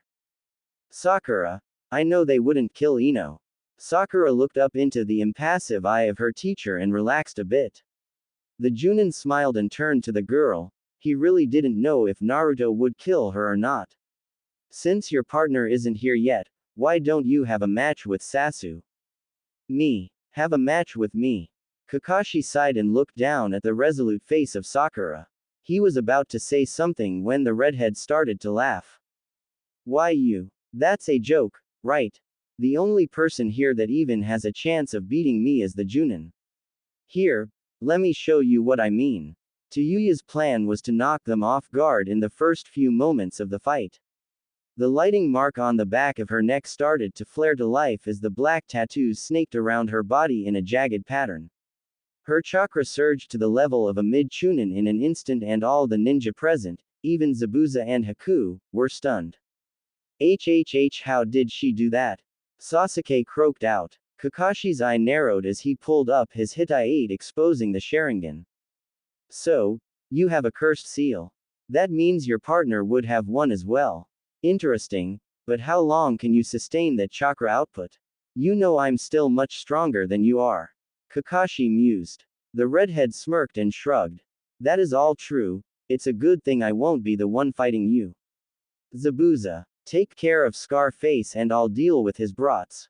Zabuza nodded and heaved Kubikiri Haucho from his back. Haku, this is my fight so stay out of it, understand? The masked ninja nodded and took a step back. Hi, Zabuza-san. You know, I'm honored to have seen the infamous Sharingan twice, Kakashi. Maybe once this is all over I'll cut it from your skull for a souvenir. Zabuza sneered. Kakashi looked back at the advancing Tayuya. Sasuke, you watch the Oto Nin while I deal with Zabuza. Sakura, you help Sasuke. The Uchiha smirked. This was the fight he wanted. The redhead had embarrassed him during their last fight and now it was time to return the favor. Hey, you guys think it will be that easy? You have no idea what I can do in this form. Tayuya shouted. Makio no ran. The soft melody flowed from the Oto Nin's flute and enveloped the entire bridge. Sasuke sneered at the girl and tried to take a step forward only to find wires holding up his body. What is this? He shouted as the melody grew louder. Kakashi and Zabuza had both used a genjutsu cancel the moment they heard the music. Hey, seems the girl outclasses your students. Zabuza mused as he quickly closed the distance between him and the copy nin. His massive sword swung down in a high arc that the Konoha Junin barely had time to dodge. Kakashi closed his right eye to use the full force of the Sharingan. He couldn't afford to watch his students in this fight. Kai. Sakura had the presence of mind to cancel the genjutsu before the effects overtook her. Unfortunately, Sasuke didn't have that opportunity as he was now screaming out in pain. Inside his mind, Sasuke was hanging over a den of bones held up by strings. He frantically fought at his illusionary bonds even as his hands started to melt. I refuse to die. I have to stop him. Sasuke growled through clenched teeth. Just as he was about to submit to the pain, the genjutsu evaporated around him and he could see Tayuya playing her flute off in the distance. The Uchiha prodigy blinked a few times and gasped. He could the redhead like he was standing next to him. Still a bit in shock, Sasuke reached down and grabbed the kunai he had dropped when the genjutsu hit him. With a flick of his wrist, the weapon went sailing dead on towards the Oto Nin. The hell? Tayuya yelled as she heard the displacement of air around the weapon. The narrowly dodged the kunai as she performed a graceful somersault off to the side. So, got out of that genjutsu. Damn bastard. Sasuke paid her insults no mind as he looked over at Sakura. The pink-haired girl felt his gaze and met his eyes only to gasp when she saw the red pupils and tiny comma marks that had appeared only moments before. Play time is over, trash. Tayuya gritted her teeth and bit her finger, drawing a steady flow of blood. The redhead smirked as she slammed her hand down on the bridge. Kuchio's no jutsu. A massive cloud of smoke exploded into existence and even the two Junin stopped their fight for a moment. Sasuke and Sakura braced themselves against the wind that was whipped up from the summoning. Well, didn't know the kid would know a jutsu like that. Zabuza said with genuine surprise as he heaved his massive sword onto his shoulders. Kakashi sighed. He had to finish this quickly and help his students. The copy Junin closed his right eye again to focus his Sharingan. Zabuza got the hit and dropped into a fighting stance of his own. All at once, the pair rushed at each other with Zabuza swinging the Kubikiri Haucho in a sweeping arc to cut off Kakashi's legs at the knees. However, with the aid of the Sharingan, the copy nin could see the path of the sword and instantly jumped above the blade. With a single fluid motion, the Konoha nin flipped over the head of the demon of the mist and cracked the back of his skull with a well-aimed kick. Damn you! Zabuza used his right hand as a brace as he fell. He could hear Kakashi pushing off the ground a few feet behind him but could do nothing as his left hand wasn't fast enough to block with his massive sword. At the last moment, a needle embedded itself into Kakashi's side causing him to miss his mark by a few inches. The kunai sunk into the missing nin's right shoulder instead of his spine, saving the demon. Kakashi left the kunai where it was and tossed a shuriken at Haku. The masked nin countered with a Senbon needle. Zabuza used the distraction to get back to his feet but his right arm was in bad shape due to the kunai stuck in his shoulder blade. Haku, I might need your help with this one after all, the mist demon admitted. Haku nodded and moved to put Kakashi between the two of them in a pincer formation. Kakashi pulled out another kunai and measured up his opponents. Although he didn't like to kill younger nins, he had no time to waste. Makio Hyosho. Haku started doing hand seals as the mist around him started to freeze and condense into sheets of ice. Zabuza smirked. Haku's bloodline was unbeatable. Reikiri. Kakashi's right hand erupted into a pulsating light that threatened to blind all present. Kakashi spared a look at the mist demon before rushing at Haku. On impulse, Zabuza heaved his Zanbeitu and made to cut the sprinting Kakashi in half before he could reach his tool. Haku looked up from his jutsu when the flash of light caught his eye. When the masked nin looked up, all he could see was the 3 Sharingan glaring at him, causing his legs to lock up. All he could see was the spinning eye as Kakashi grew closer. Somewhere in the back of his mind, Haku could see Zabuza running at Kakashi with his sword heaved to attack. As Kakashi closed in on the thrust, Haku braced himself for the impact. With the sickening sound of human flesh being pierced, most of the battlefield turned to see what was going on. The smell of burning skin snapped Haku's eyes back open. Why? You, Kakashi muttered, wide-eyed. Haku numbly looked down at his chest. No gaping wound, no arm thrust, thought it. Just blood. So much blood. The genius nin followed the red trail up to where Kakashi's fingers were barely hovering over his robe. They acted as a path for the blood to flow and drip. Zabuza's blood. He's my tool. Zabuza half mumbled, half sighed, as he slid off Kakashi's arm and slumped into a heap at Haku's feet. Masked figure rushes through the forests of Wave Country. The boy has a figure slumped over his shoulder as he leaps from tree to tree. He seems to be searching for something. God's Eno, you need to lose some of that muscle because it bulks you up too much. The boy groaned as he shifted his unknowing passenger once again. Deeper and deeper into the woods he carries her. Finally, he stopped at a place that seems to be what he was looking for. He gently lifted the blonde girl from his shoulder and set her down at the base of a medium-sized tree.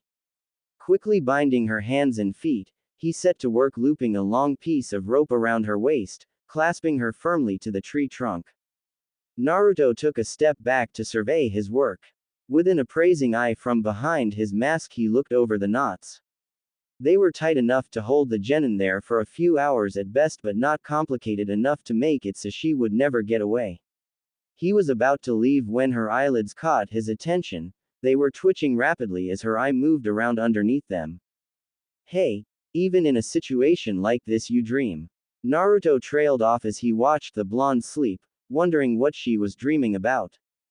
I can't believe it. Sakura mumbled to her blonde friend as they walked down the street from the academy. Ino shook her head with a somber look. Me either. I didn't know him that good, but still. Naruto. I wonder if they'll ever find out what happened to him. The Anbu didn't seem to care that much about asking questions. Sakura stated. The pair rounded the turn in the road and walked past a closed ramen shop. You know, he always did like ramen, he would always eat it for lunch. Sakura said sadly as she looked at the small shop. Ino put her hand on the girl's shoulder to draw her friend's attention. Sakura-chan, they will get to the bottom of this, he might not even be dead. Sakura looked at the blonde and nodded. Maybe. I hope he isn't. The two stood in silence for a few moments. Ino shifted from one foot to the other before forcing a smile on her face.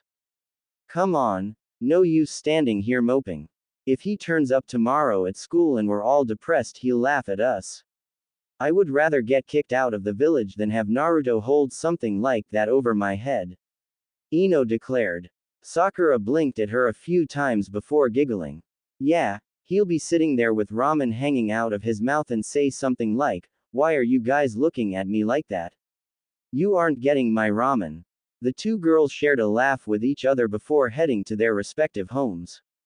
Of course, tomorrow came and the little blonde boy never did show up. Naruto shrugged. Who cared what she was dreaming about? He certainly didn't. Well, not enough that he would waste a good amount of time thinking about it. The masked nin looked up at the sun, thought the tree canopy.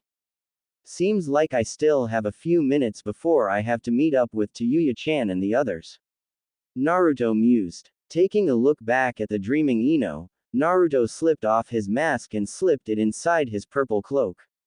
Spotting a cozy-looking tree nearby, he walked over to it and promptly slumped down against the trunk where he slid down until he hit the dirt.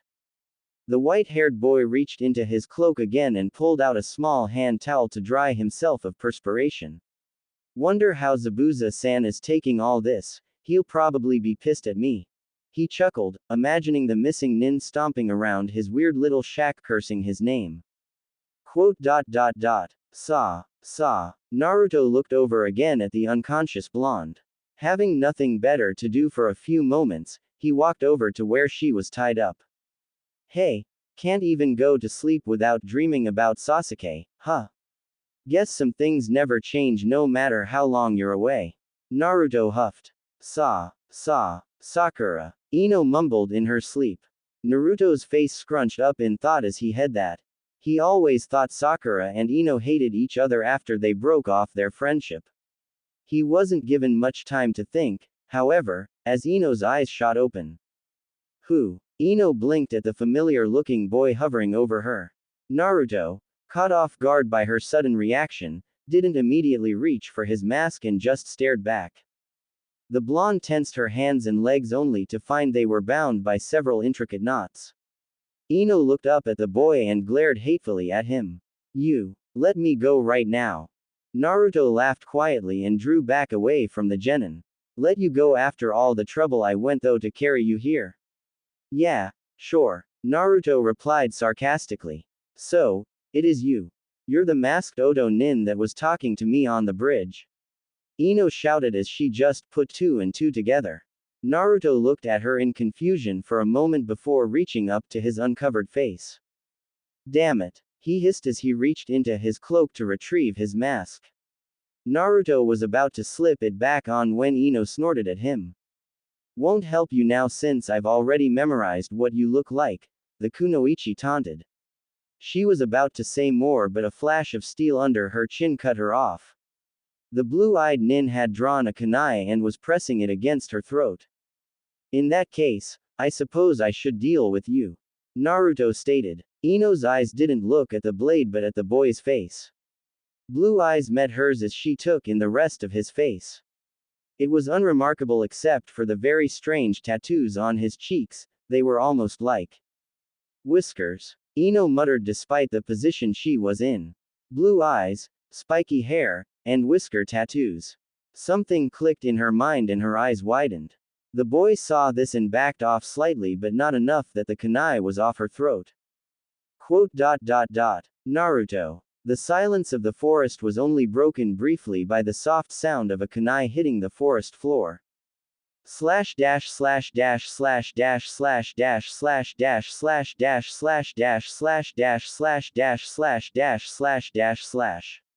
Damn you. Sasuke growled as he dodged an enormous club. Tayuya wasn't even paying him any attention as she continued playing her flute, causing the three lumbering summons to charge again at the Uchiha. As he pushed his body to the limit dodging the strikes, he had a wide array of curses for his Junin instructor. As much as he hated to admit it, he was in over his head. Sasuke-kun. Sakura was off to the side being ignored by both fights. It made her blood boil that the Oto Nin didn't even consider her a threat worth consideration. She almost screamed out as she watched Sasuke go flying after a vicious tackle from one of the ethereal beings. She stole a look over to Kakashi and saw him running towards the masked nin. He wasn't going to be much help. I have to save him myself. Sakura aimed her kunai at the flute player and, while praying to Kami-sama, sent it flying at the oblivious redhead. Being the stellar shinobi that she was, Tayuya dodged the weapon that came from an unexpected angle. The momentary distraction did prove to have some results, however. The lumbering giants that were poised to skewer Sasuke lurched to a halt as the melody stopped, allowing the Uchiha to get to his feet. Kaden. Gukaku no Jutsu. A ball of ferocious fire lashed out at the three summons who couldn't dodge due to Tayuya's distraction. The redhead watched in growing rage as her ethereal helpers disappeared in a plume of smoke and fire. Shit. Shit. Shit. You bastards are going to pay for that. She raged. Seeing that her two opponents were going to double team her in close combat, she put her flew away and started hand seals, although she made sure she was restricting the effect as to not influence Zabuza's fight. Auden. Hashu Kanmei. Sasuke and Sakura braced themselves for whatever the wavelength confusion was, but after a few moments nothing happened. In fact, the bridge was quiet, no battle sounds, no taunting from the Oto Nin, no anything. What happened, Sasuke-kun? Sakura asked. Of course, when she couldn't hear her own voice, the purpose of Tayuya's jutsu became apparent to her. It was as if no sound at all was reaching her ears. The pink-haired girl could see Sasuke had picked up on what the jutsu was for, as his face was set in a scowl.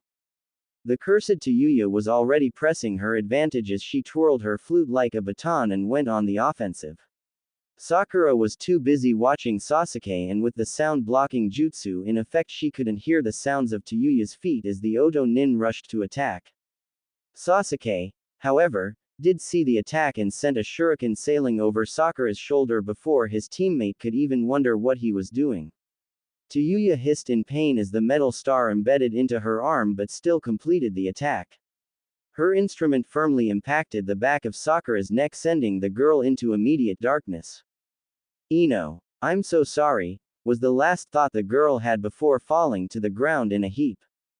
Sasuke narrowed his eyes and sent another barrage of shuriken at the Oto Nin, barely missing a falling Sakura. Tayuya, no longer distracted by her attack, batted the weapons away with her flute. They two locked eyes in silence as neither could even taunt one another. Of course, they also didn't hear the fight going on further down the bridge. Slash dash slash dash slash dash slash dash slash dash slash dash slash dash slash dash slash dash slash dash slash dash slash. Quote dot dot dot. Zabuza-san. Zabuza-san. Haku was shaking as he bent over his master's corpse. Kakashi backed away with his left eye closed to reserve his chakra. He really didn't think the demon would do that, but perhaps it was better the bigger threat was out of the way. The occasional surges of chakra coming from the fight further down the bridge worried him, and he had to get back to his students as soon as possible. Haku cradled the missing nin's head in his hands as his white mask slipped off. The boy nudged his fallen comrade gently while his eyes were wide with disbelief. It was clear to Kakashi the man was already dead. You bastard. The pure venom in the young missing nin's voice would have made lesser shinobi drawback in shock, but not Sharingan Kakashi.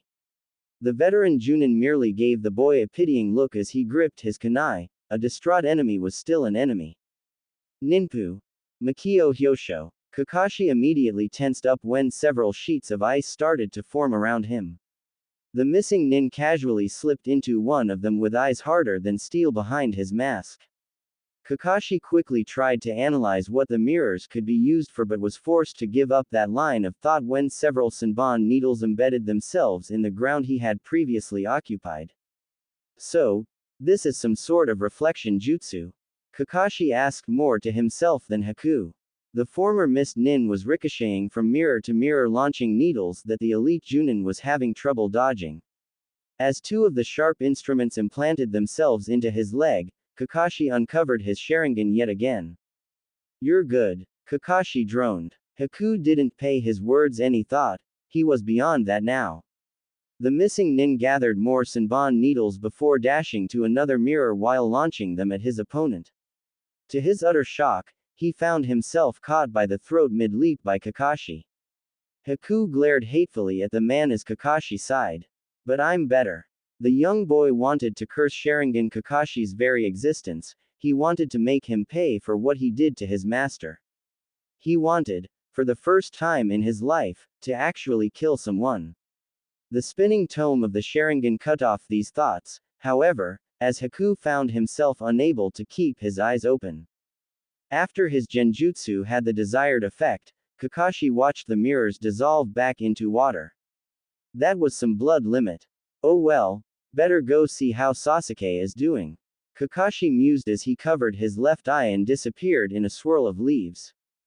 Slash dash slash dash slash dash slash dash slash dash slash dash slash dash slash dash slash dash slash dash slash dash slash. Quote dot dot dot. Naruto. She said it, he was sure. The white-haired boy was now staring in shock at the blonde girl. How had she known? It was unfathomable to the boy that she could have remembered him from all those years ago. After all, everyone back then hated him, right? Deciding to take the safe route, Naruto asked, and who would that be? Don't give me that. You know damn well who that is. How could you, you bastard? Ino railed. For some reason, Naruto was feeling very sheepish right now. How could you do that to your friends, to your family? What family? What friends? You have no right to judge me. Naruto snarled, the cursed seal on his neck starting to flare. To his surprise, Ino only spared a short look at the strange seal on his neck before glaring back at him. Traitor. That one word sent the boy back on his hands. Traitor. Could he be called that? The boy shook his head furiously as his answer. No. His village betrayed him. Don't call me that, you have no idea at all why I left. Naruto hissed. Ino's hate-filled gaze never left him and it was having the effect of making the Oto Nin feel smaller than an insect on the forest floor. To his relief, Ino broke the stare and snorted. It doesn't matter. The blonde girl sighed in resignation. So, what are you going to do now? Kill me. Make me pay for whatever grudge you have against your own home. I don't hold grudges, that's why I didn't dispose you all the first day you were here. My mission isn't to kill you, it's to kill the bridge builder. Naruto explained. Ino blinked at that and tilted her head in thought when something came to her. Like you could beat Sasuke. Ino hissed. Naruto raised an eyebrow at this and smiled a little. No, Kun. At the end of that. Don't tell me you've grown up a bit and moved on to someone better. The boy tilted his head with a smirk. Anyone I know. That's none of your damn business. Ino hissed through clenched teeth. What was it with boys her own age, were they all this annoying? Naruto was about to say something else but both he and the blonde girl were silenced by a wave of malevolent chakra rolling over the forest. The blonde girl's breath was taken away as she felt the chakra. What the hell was that? She asked. Tayuya. Did she? Naruto shook his head for a moment before sliding his kitsune mask back on. Look, I'm going to leave you here so be a good little girl, right? Naruto stated rather than questioned. Yeah, right, Ino said with obvious sarcasm. Naruto gave her a smirk. He couldn't waste time arguing when Tayuya might need him. With one last look at the helpless blonde, the masked Oto Nin dashed off towards the edge of the forest. Bastard, Ino said smugly. No matter how high up he's gotten in another village, Naruto is still Naruto. The blonde girl smiled as she used her foot to draw the Oto Nin's dropped kunai closer to her hands, Good thing he left in such a hurry or he never would have forgotten it. Ino still had a sinking feeling in her gut because the dark chakra was near the bridge Sakura was going to be guarding. If anything happens to her all. Ino let the threat hang. No matter what problems she and her large foreheaded friend were having, if Sakura got hurt there were no words that could describe what she would do to the offending party. Slash dash slash dash slash dash slash dash slash dash slash dash slash dash slash dash slash dash slash dash slash dash slash. A few minutes ago. Slash dash slash dash slash dash slash dash slash dash slash dash slash dash slash dash slash dash slash dash slash dash slash. Things were not going well for Sasuke, at all. Sure, he was an Uchiha genius and he had activated the first level of his Sharingan, but what use was being able to follow your opponent's movements when you couldn't do anything about it? A vicious kick caught him in the jaw and cut off his whining. He was sure he would have heard bone crack if the sound nulling jutsu wasn't still in effect. As it was, the Uchiha could only defend as the irate redhead pressed her attack. What was worse was that her power was still growing. Tayuya smirked at the boy barely managed to deflect a right hook she threw at him. With a quick pivot, she brought her left knee up and sent him skidding back. By now, her cursed seal was winding itself all around her body and the small shuriken wood inflicted by the Uchiha early in the match didn't even bother her. Her chakra was flaring and she felt something stir she hadn't felt since Orochimaru made her eat those strange pills that forced her second stage curse. She didn't remember much about that experience but Tayuya knew something was trying to get out. It was as if something were clawing at her soul and for once, she didn't put up a fuss at being directed by a force other than her own will. Kakashi arrived just in time to witness something terrifying. Sakura was lying in a heap off the side of the bridge and Sasuke's mouth was bleeding profusely. He was amazed the boy could still stand. Kakashi's Sharingan was spinning wildly in irritation. These kids were his team. He would never let any of them become another Obito. Not ever again would he make anyone else live through the hell of losing a comrade. His resolve was only strengthened when the ground at the Oto Nin's feet started to hiss, the water around her turning to steam. The pressure of her chakra was enough that Kakashi estimated she had as much power as Zabuza at half strength, and it was still growing. The Junin knew that the power was forced by the cursed seal that was quickly enveloping what normal colored skin was left on her. With an inhuman screech from the girl, Kakashi prepared for the worst. What he witnessed was a glimpse into hell itself as the very air around him seemed to shake. Slash dash slash dash slash dash slash dash slash dash slash dash slash dash slash dash slash dash slash dash slash dash slash. Naruto sped through the thick forest fighting down the urge to rip his hair out in frustration. An absolute titanic amount of chakra was growing in the direction of the bridge where his partner was. He didn't know what kind of trouble Tayuya had gotten into, but he was certain the redhead would be right in the thick of it. Without even noticing, his Hell Seal's chain tattoos started to snake around his body and his eyes had turned to a more menacing yellow pupil on black iris design. The moment he cleared the tree line, he was hit by a new wave of dark chakra. Naruto strained to see the figures on the bridge. He could see Kakashi and Sasuke Tem but Sakura was nowhere in his line of sight. The most surprising thing was a familiar-looking figure with long, flowing red hair. Not even looking at anything more than the figure's silhouette, he quickly started his way down to the bridge. Making sure to give the copy Nin a wide berth, Naruto appeared to the side of his partner. It was only then that he noticed the very distinct changes she had gone through. Her normally bound hair was flowing freely, her skin was a dark tan color, and what was the most glaring change was the set of white horns adorning her head and the yellow eyes in place of her usual brown. What was more, her chakra felt like a physical force pressing against his skin. As Naruto looked her over, he let out a low whistle. Wow, not half bad, Tayuya. Of course, he immediately noticed his distinct lack of voice and shook his head. Naruto gathered some chakra and placed his hands in a double seal. Kai. Tayuya wheeled around at the sudden sound behind her. Her yellow eyes widened at the sight of her irksome partner and she sighed. Where the hell were you?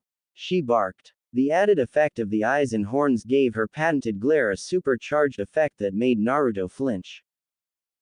Well, I had a bit of a problem with Ino. Anyway, what the heck is this? Naruto asked, gesturing to her new look. You hit level 2 first. He accused as if he was offended by the action. Tayuya smirked and in the process revealed a long set of fangs that had grew in.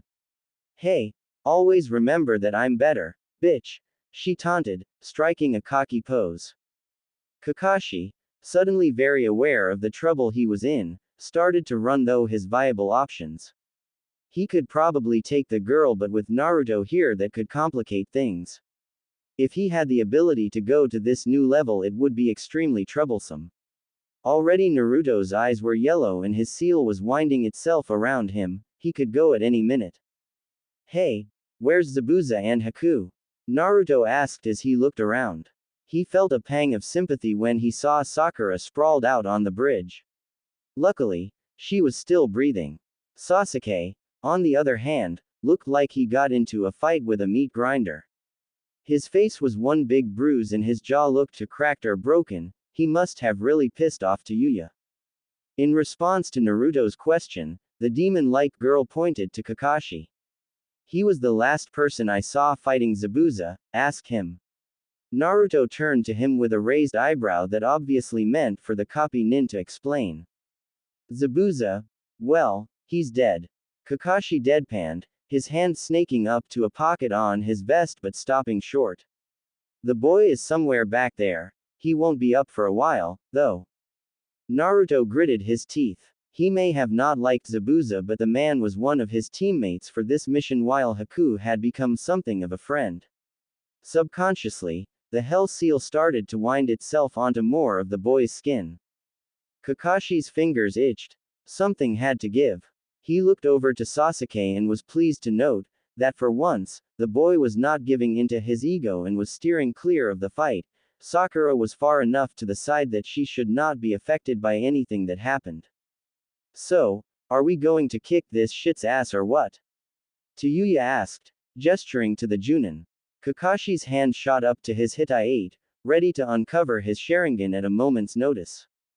The fox-masked boy took a glance at the bridge behind them. The bridge builder must have gotten away in the chaos of the fight. Sure, but let's make it quick. We still have Tazuna to kill. Tayuya smirked. The effect of her second stage form making it seem downright demonic. Yeah, let's tear it up. On that sentence, Naruto and Tayuya rushed the famous copy nin. The redhead got to the man first and opened with a baseball slide which Kakashi leapt over. He dodged Naruto mid-leap and caught the boy in the back of the skull with his fist as he passed. Shaking off the effect once he was on the ground, Naruto held his palms out and started to draw chakra. Zenkuaha. The slicing gale ripped across the bridge and seemingly hit the stunned Junin full on. To Naruto's consternation, however, his target disappeared in a plume of smoke, leaving a battered steel girder in his place. Damn, a kawarimi, he hissed. He spun around just in time to see a kunai headed towards his face. Before he could dodge, it was batted out of the air by a shuriken.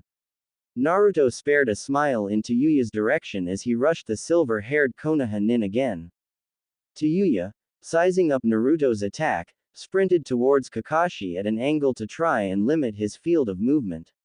She was caught unawares when a kick blindsided her and knocked the stunned Oto nin onto her back. The figure above her only looked on with impassive eyes as it fluidly drew a kunai and lunged. With considerable effort, Tayuya was able to kick the implement out of the leaf nin's hands and get in a punch before the bunshin dissipated in a cloud of smoke. Cage bunshin, Tayuya hissed. That seemed to be the cue for several clones to appear around her, catching her in a circle. Wow, what a shitty challenge. She droned as she watched Naruto get humiliated by the real leaf nin. Kakashi was dodging all of the white-haired boy's attacks and wasn't even using his Sharingan. Naruto threw another punch that Kakashi seemingly flowed around.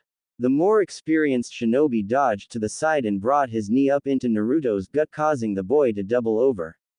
Naruto willed himself to his feet and spit out a small glob of blood. Out of the corner of his eye, he could see Tayuya dealing with a mass of cage buncheons. Their coordinated attacks were causing the Oto Nin some trouble, so it would be unlikely that she would be able to help him at the moment. Whipping what little bit of blood was left on his lips, Naruto ran through a set of seals. Kakashi cursed when he saw the sequence and pulled out the small scroll he was saving for later. With a flourish of practiced movement, he unraveled it, sliced his thumb open, and ran through a set of seals himself during the same time it took Naruto to finish his Kuchio's no jutsu. Two distant clouds of smoke erupted from the bridge. On one side stood Naruto atop the head of an enormous serpent. The snake hissed menacingly as its senses picked up the other summoned animal. To be more correct, Kakashi has summoned dogs, lots of dogs. Naruto made a quick head count of the animals and counted 8 of the little devils. So, you also know the Kuchio's no jutsu? Naruto commented, a bit surprised. Kakashi, on the other hand, looked like he had seen a ghost. The copy nin looked at the large serpentine form looming above him and bit down a curse. So, you have met Orochimaru? He asked. Naruto narrowed his eyes behind his mask. This man was getting on his nerves. What makes you say that? Who's Orochimaru? Don't even try. That man took the summon contract for snakes when he left the village. As you can summon them, you must have met him along the way. I would imagine that's where you and the girl got your cursed seals. It makes sense. He must be in Hidden Sound. Are they harboring him? Kakashi asked. When Naruto said nothing, the famous Junin shrugged. It doesn't matter now, you'll be taken back to Konoha and interrogated. What makes you think you will even leave here alive? The boy asked. As he saw it, all the cards were in his favor at the moment. Kakashi sighed. Just because you have something bigger than me doesn't mean it will win. If you look at the situation, you would see that. The Junin lectured. With the flick of his wrist, he set his nin dogs upon the serpent. With surprising speed, the lead dog, a rather large bulldog, reached the surprised snake summons. Its summoner was expecting such a swift attack, and before the snake could raise a defense, the dogs were upon the reptile like a swarm of ants. Biting, scratching, and tearing at the larger animal. Naruto cursed and pulled out several kunai to assist his besieged steed, but never got he chance to use them as Kakashi sent a barrage of his own at the cursed Oto Nin. Naruto fended most of these off, but several of the deadly implements embedded into the head of his summoned creature, causing even more damage. Tayuya, who had just got finished with the last of the Kakashi clones, rushed to draw some of the attention away from her teammate. In a flash of motion, she was behind Kakashi and lashing out at him with her flute. He caught her hand and flipped her head over heels onto the ground. With a feral cry, she tried a leg sweep, but to no avail. It was as if he could predict her movements. An inhuman cry caused both combatants to look over to where the giant serpent had once been. Thick pools of blood were the only things left as the berated snake disappeared in a grand cloud of smoke. Tayuya heard several yips of pain come from the smog and waited with choppy breath. This new form was taxing her body. Suddenly, a large body hurtled out of the cloud and landed in a heap before Kakashi. The leaf nin's eyes widened in surprise as one of his nin dogs disappeared right in front of him. What? Ninpu? Kyokudai Zankuaha. Upon hearing the attack's name, Tayuya leapt away from the confused leaf nin, and she was glad she did. The large cloud of smoke was swept away by the power of the maximum air slicing blast as Kakashi, and to a lesser degree Sasuke and the still unconscious Sakura, were hurtled away by the tremendous winds. Tayuya landed outside of the main effect area but still had to hold on to a concrete pillar of the bridge to prevent becoming airborne. Kakashi maneuvered mid-flight to avoid the pieces of steel and stone that came flying with him. The sheer power of that attack was staggering, and only someone with the chakra stamina of Naruto could possibly pull it off. The Junin managed to land on his feet about 200 feet down the bridge from the boy. The chakra Naruto was emitting was massive, easily twice as strong as the girl when she had reached her current form, and it was still growing. I have to end this, he decided. With 3 distinct seals, He ran at the still swirling orb of smoke that was left over from the summoned animals being dispelled. Reikiri. As he drew closer to the smoke, he could feel the crushing weight of Naruto's dark chakra. It was menacing, the second most evil chakra he had ever felt in his short life. Still on his charge, he could just see a very stunned Ino appear by the unconscious Sakura. He was glad the girl managed to get away but also sad, it would be another person to witness the death of an old friend. Steeling himself, he plunged into the mass of smoke, finally feeling resistance give way against his ultimate jutsu and the most inhuman wail the copy nin had ever heard. Slash dash slash dash slash dash slash dash slash dash slash dash slash dash slash dash slash dash slash dash slash dash slash. Ino was scared, no denying that. After finally sawing though the ropes that blinded her feet, she managed to flip the kunai up to her hands to escape.